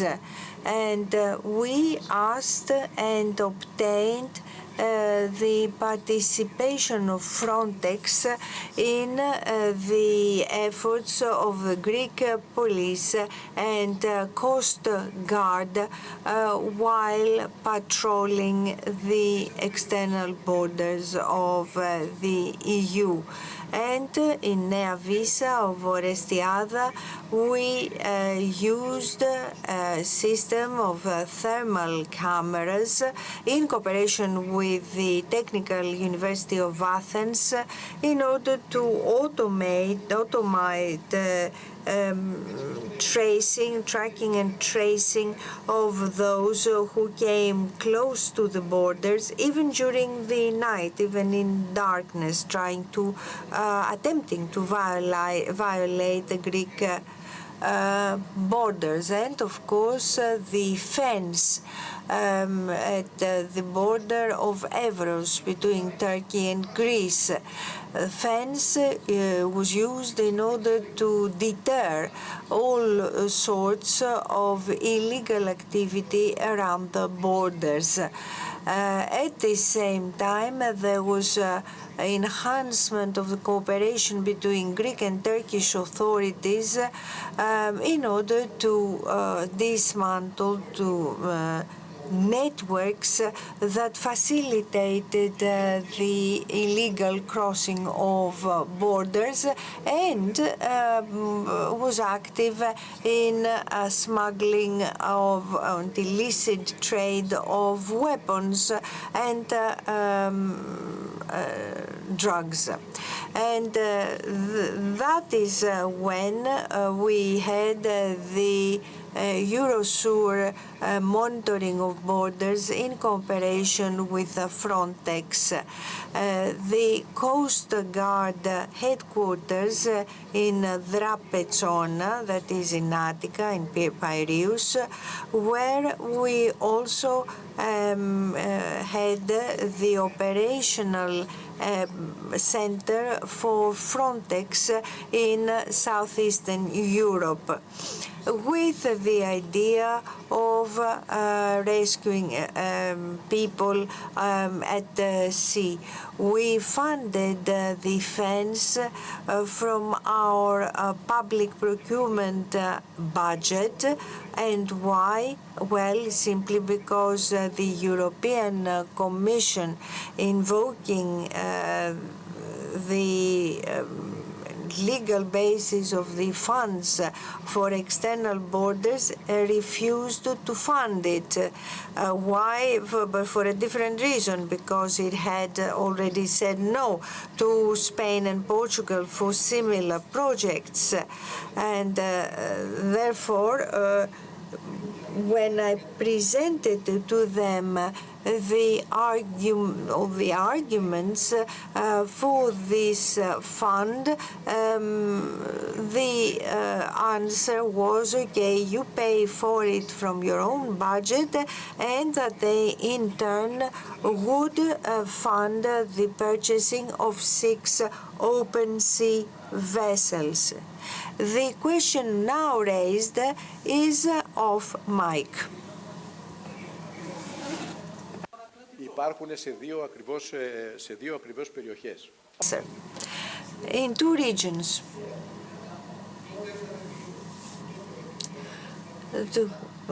There were 2 then, now there's 7 more. However, I would like to reiterate that what was of interest to us was to maintain cooperation on a European level for the guarding of borders. And that was the precursor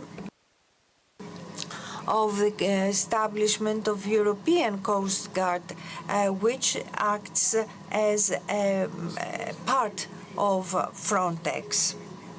In the ministry, we established yes, and you will close with this, Minister, yes.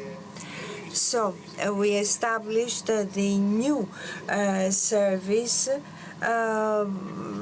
for actions that would be financed in Greece by 2 funds, the fund for borders and returns,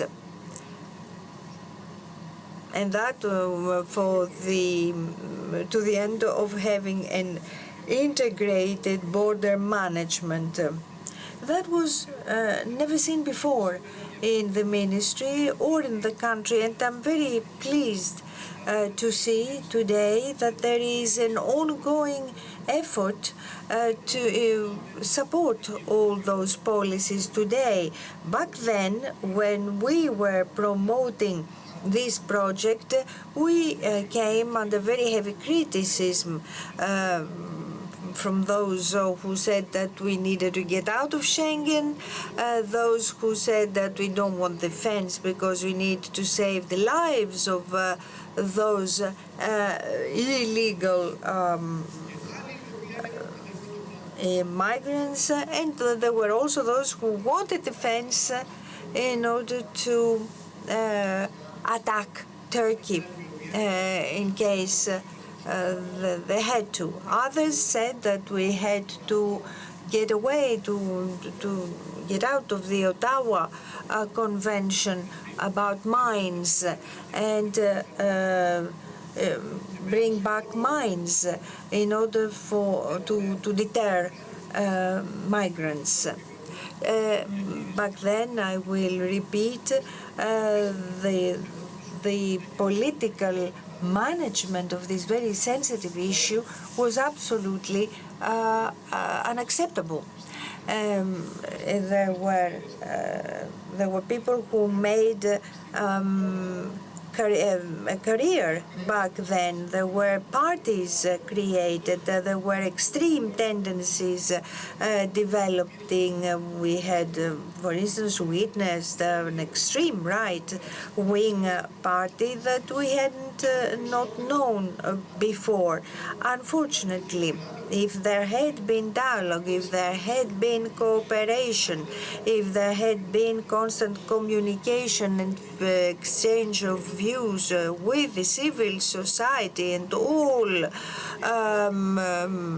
bodies of elected people, I am sure we would not have lived through that very problematic situations. We would have found better solutions if we could see what, if we could really look into and examine the best options.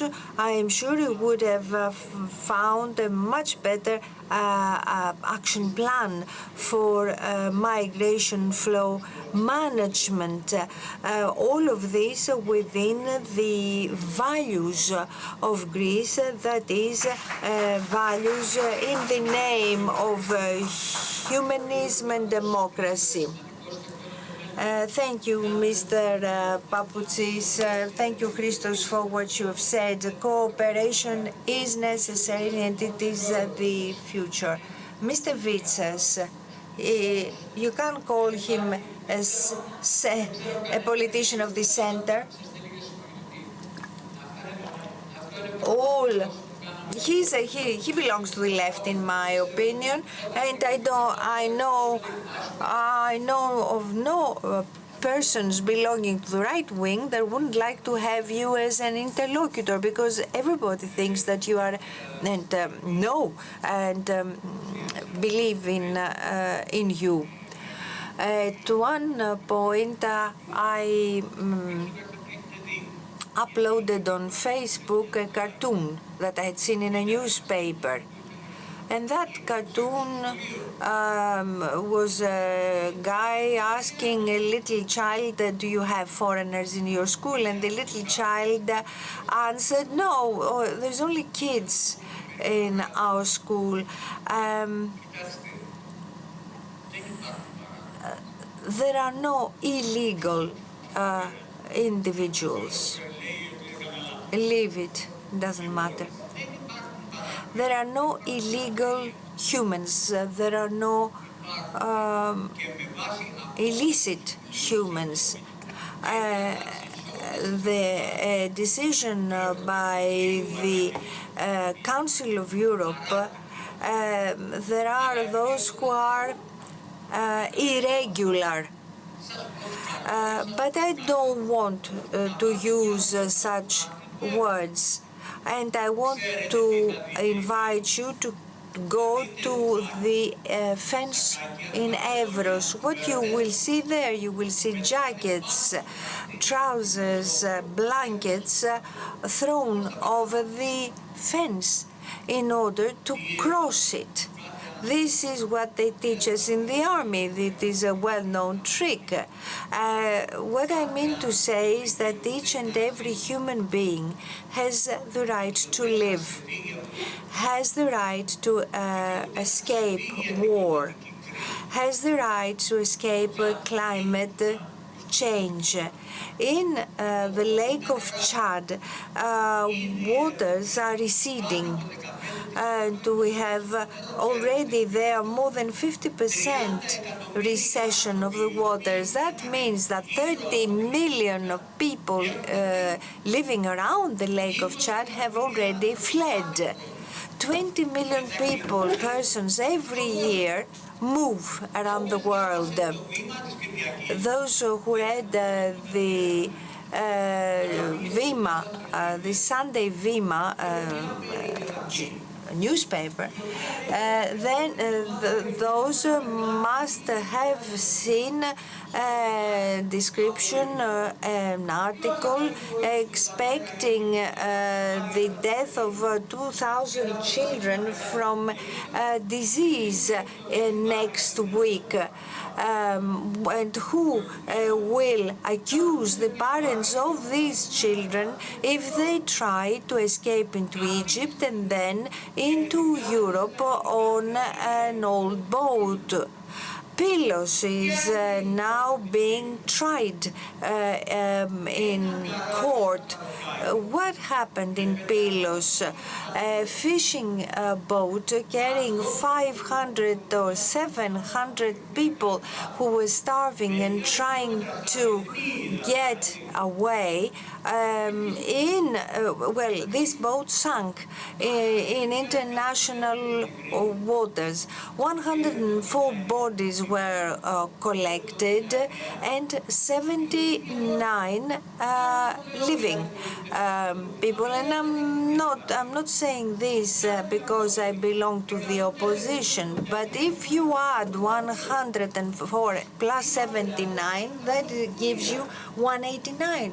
I said that there were 500 or 700 people on that boat. Where are all those people?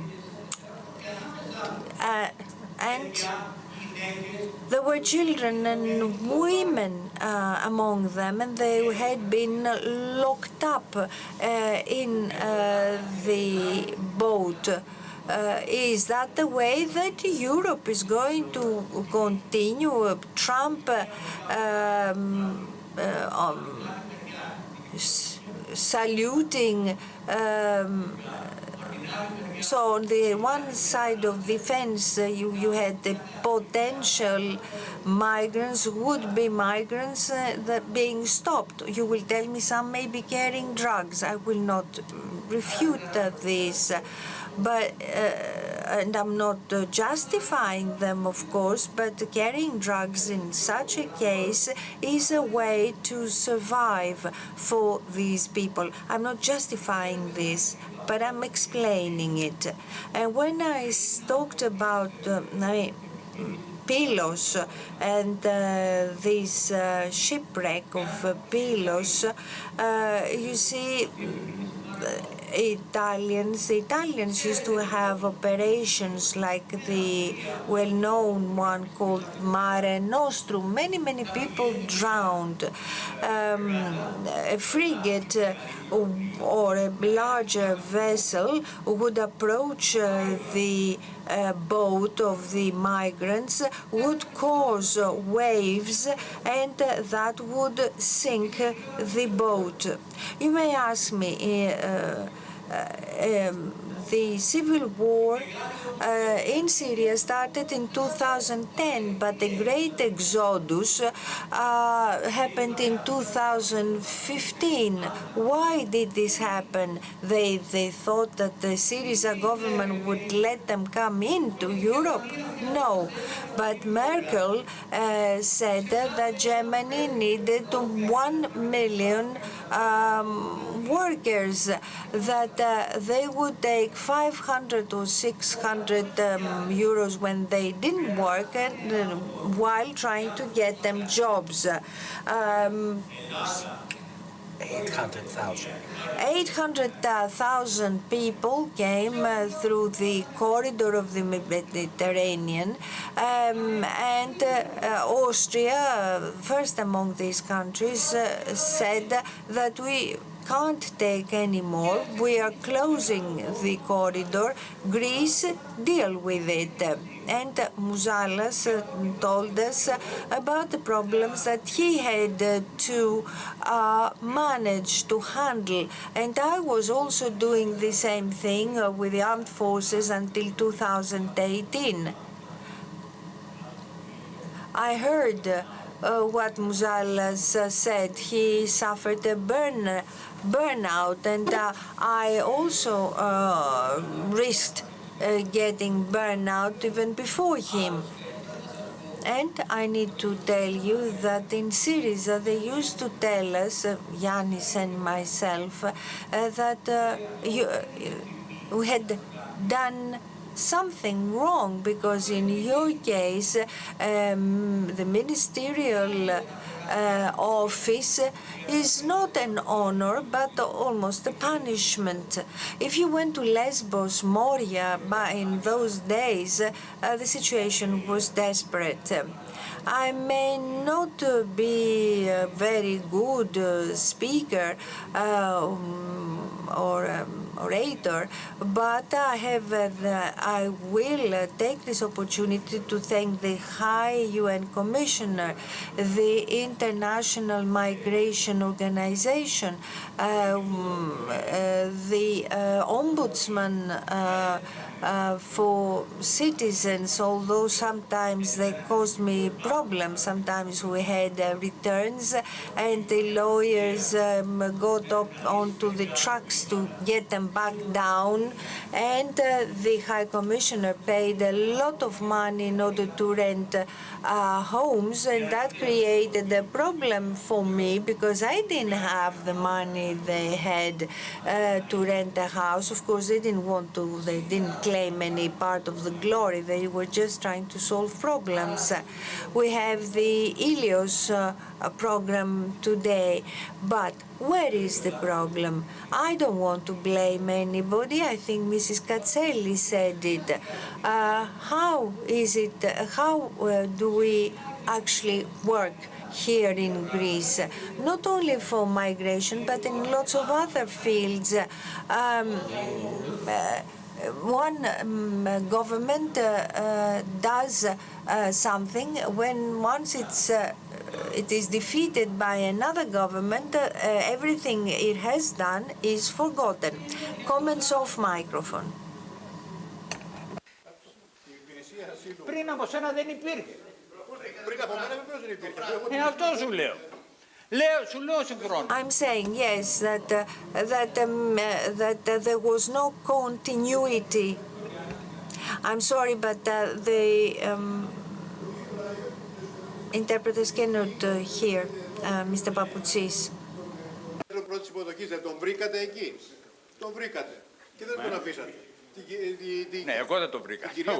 Την κυρία Κολέτα στην υπηρεσία. Αλλά σου λέω. Προς το προσφυγών δεν τη βρήκατε. Όχι, στην υπηρεσία προσφυγών. Καλά, με συγχωρείς, άσο του. Okay, don't let us not mention the appeals service.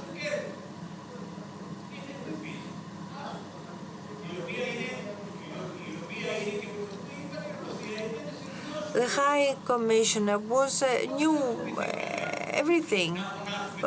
We were never afraid to call them. We never shied away from going to Geneva and saying 1, 2, 3, or 4 things. We're not like Portugal. Portugal did not have a big problem.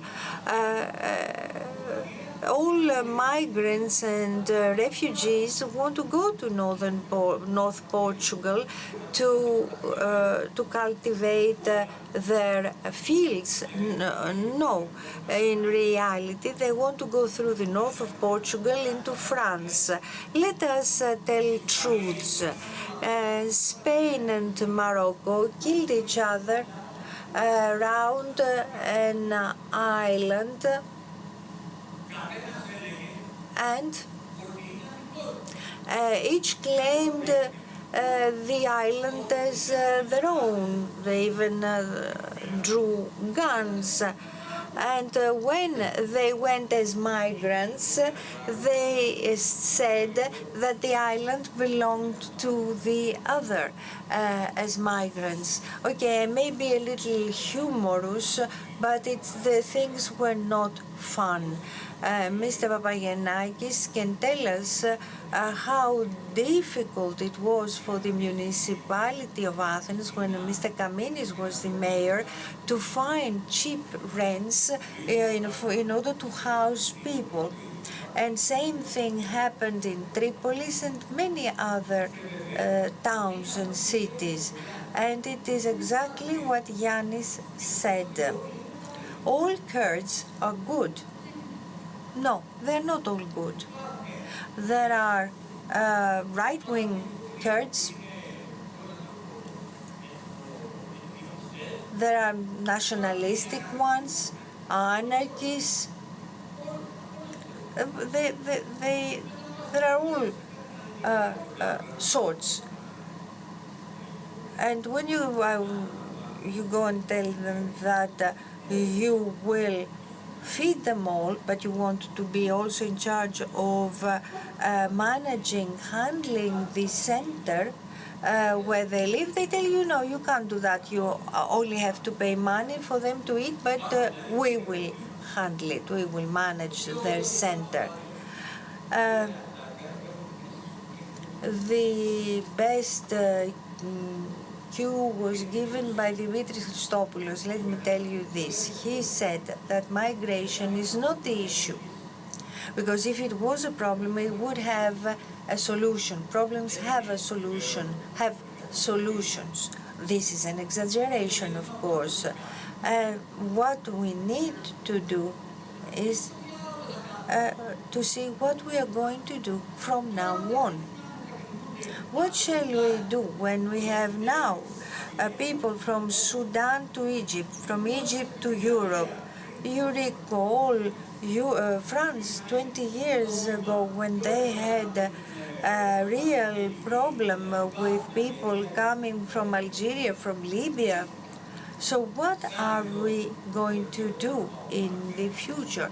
And I'm referring to us as Europe. I can't discuss what the United Nations will do. And I have no solutions, but I have some general ideas. First of all, we need to combat traffickers, and we need to foster security services cooperation. They don't just out of the blue decide one day to come to Greece. There is somebody who goes from village to village and collects people. So traffickers need to be combated. We cannot just claim that they are one step ahead of us. This is not a legitimate argument. Το δεύτερο, το είπαν. Secondly, single asylum system. An Afghan civilian cannot be by 80% a refugee, and in Germany to be a refugee by 110%. Thirdly, distribution of the responsibility and the burden. This is the main thing. Are we a union, a genuine union? Are we a whole thing? Okay, if we do, Greece must take this number, Germany this number, etc. The minister has previously discussed about Norway. It was indeed a great assistance. It was a separate assistance provided by Norway as compared to the one provided by the European Union. Meaning it was not we took 440 million euro through the IMO, and we got another 150 million from Norway. This was a great assistance indeed. Fourth, single return system. Greece does not have the possibility to proceed to returns. We signed, Yanis went to Turkey to sign the relevant agreements, and you would send them the statement with 100 names, and 99 of them would return back. Okay, 99, I'm very lenient. Are we talking about Pakistan? I don't want to discuss about Pakistan because we had problems with their embassy.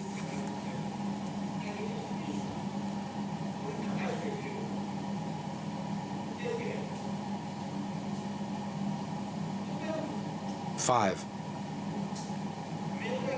measures for the development of the countries, giving rise to immigrant flows, meaning good practices. There was a time when Germany did a very simple thing. They would finance refugees and migrants from Ghana in order for them to go back in Ghana and open their shops and businesses there. And this was successful. You would get the money, go back in Ghana, open up a shop, hire 2 or 3 employees, and there was a balance to development. This has stopped. And lastly, for God's sake, measures for the building of peace. I mentioned this in the last place, but this is the first and most important thing. We are all sensitive people, and this means that we are hard people. We're not like people of the Golden Dawn who act like bullies. We are sensitive, while at the same time we are harsh. We see the pictures coming from Gaza, and we cannot understand with what state of mind the Israeli soldier receives the order to go and kill small children. Can we understand what is taking place in our neighborhood? In Ukraine, you have the other ones entering with the tanks, they get money, and they begin launching missiles one another.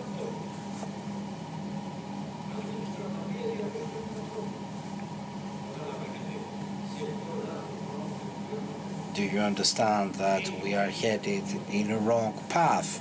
Humanity has entered the wrong path.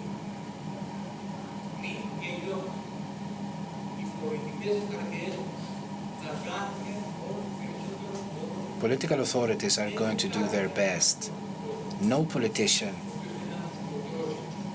wants to kill migrants and refugees.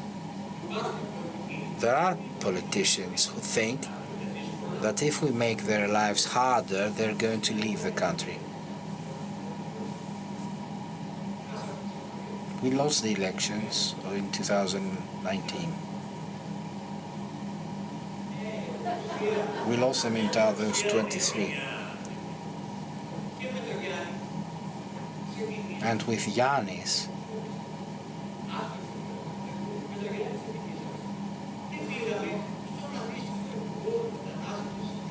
we visited the Minister of Migration of the government of Kyriakos Mitsotakis, and we said, this is the situation. And we reminded this minister that in 2014, in Thrace, half of the police force of the country was headed to Thrace in 2014 because they took them to help in the borders. But nobody thought about where those people are going to sleep.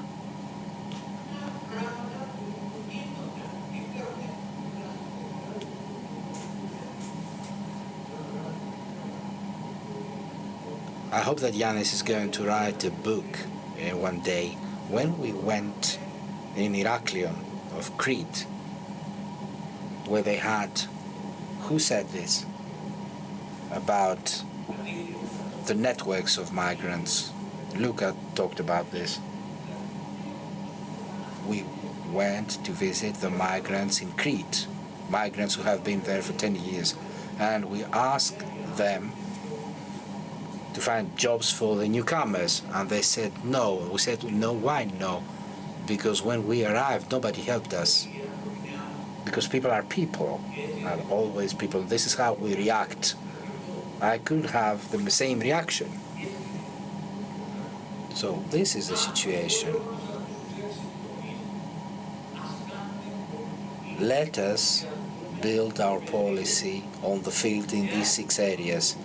And if this institute has something to offer, it has something to offer. What it needs to offer is the work on the field and the conclusions drawn by the field. Let me say a last word. When we heard in Athens that the borders with Northern Macedonia are going to open for 16 hours, people would leave and take the northern route. I remember Miltiadis Klapas in the Larissa train station with 100 refugees. I met him.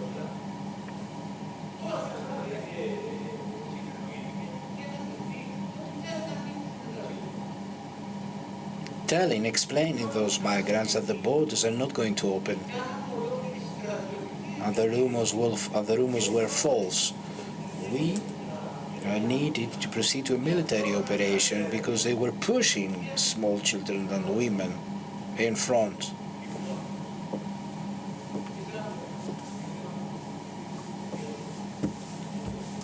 The reception center is going to close in Samos.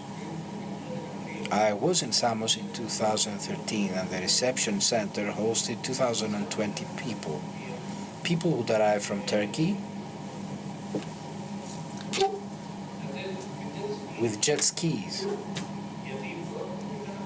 because the first people coming from Syria had money. They would give 500 euros. They would ride a jet ski and make the crossing. This was done in Samos and elsewhere.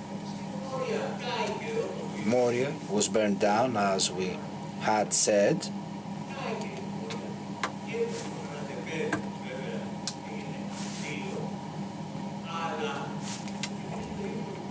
As it was correctly said by the minister, we have the same problem again from last summer, and we need to prepare ourselves.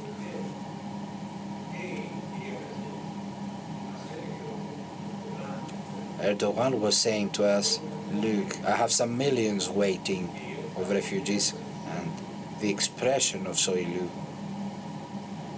of the Minister of the Interior, was, I shall let them free. I shall let them free. And it's not going to be a case as the one at the Evros frontier, because they have discovered the crossings, the other crossings in Evros. They have discovered the crossing between Turkey and Sikamnia in the Lesbos island, the crossing of Ios, Kos, etc. So I hope that first of all they're going to prepare themselves, specifically regarding the portuary police and the Institute. I hope that the Institute is going to help with the Greek state and to control it as well. Thank you, Mr. Minister. Mr. Mouzalas is going to present the conclusion, but before that I would like to hear an executive and a candidate of the New Left, Mrs. Arseni. If I remember well, Jenny, in the summer, you visited Pylos. Please give me a picture of this situation in Pylos at the time.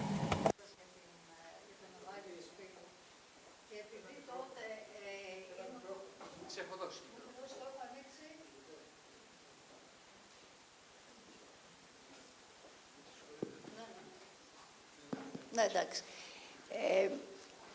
Έκανε τώρα την αναφορά ο Δημήτρης Βίτσας και επειδή τότε...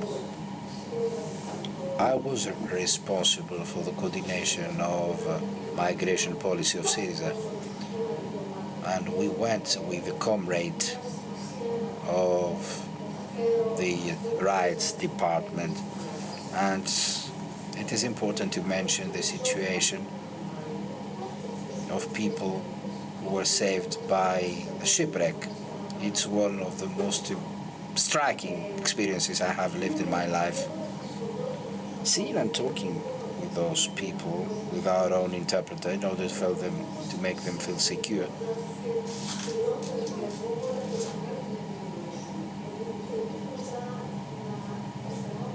We felt as a society who has failed. This is a challenge for you. Migration. Most people dealing with the migration consider it as an opportunity. Through our personal experiences, our national experiences, we consider it as a problem. What is the future of migration? The future of migration is that regardless of what we have said in 5, in 10 or 40 years, the border measures are going to be more relaxed and the free circulation of people is going to increase. What was a crazy story for the trade business 40 years ago, but this became a reality. It took 80 years for the health policies. Time in history runs in a different way as compared to our personal notion of time. So we needn't leave this room having this perception. Somebody from the World Bank says the following: those that see migration as a problem today, states envisaging migration as a problem today, tomorrow are going to have this as a requested element, a desired element. Developed countries are going to need to balance between state of law, rule of law, economy.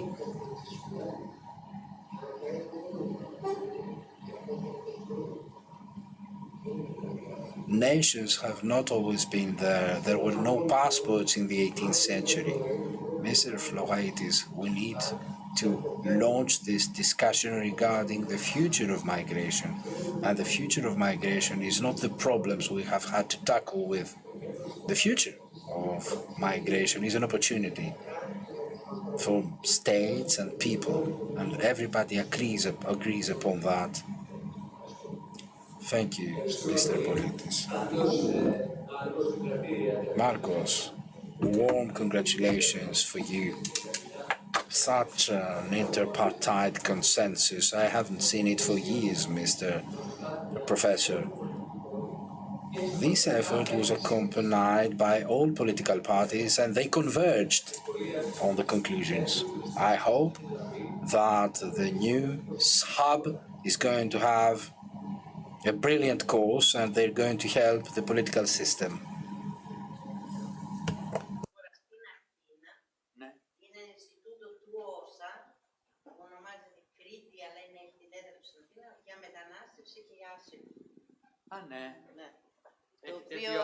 Θα έχει τέτοιο απόκτημα.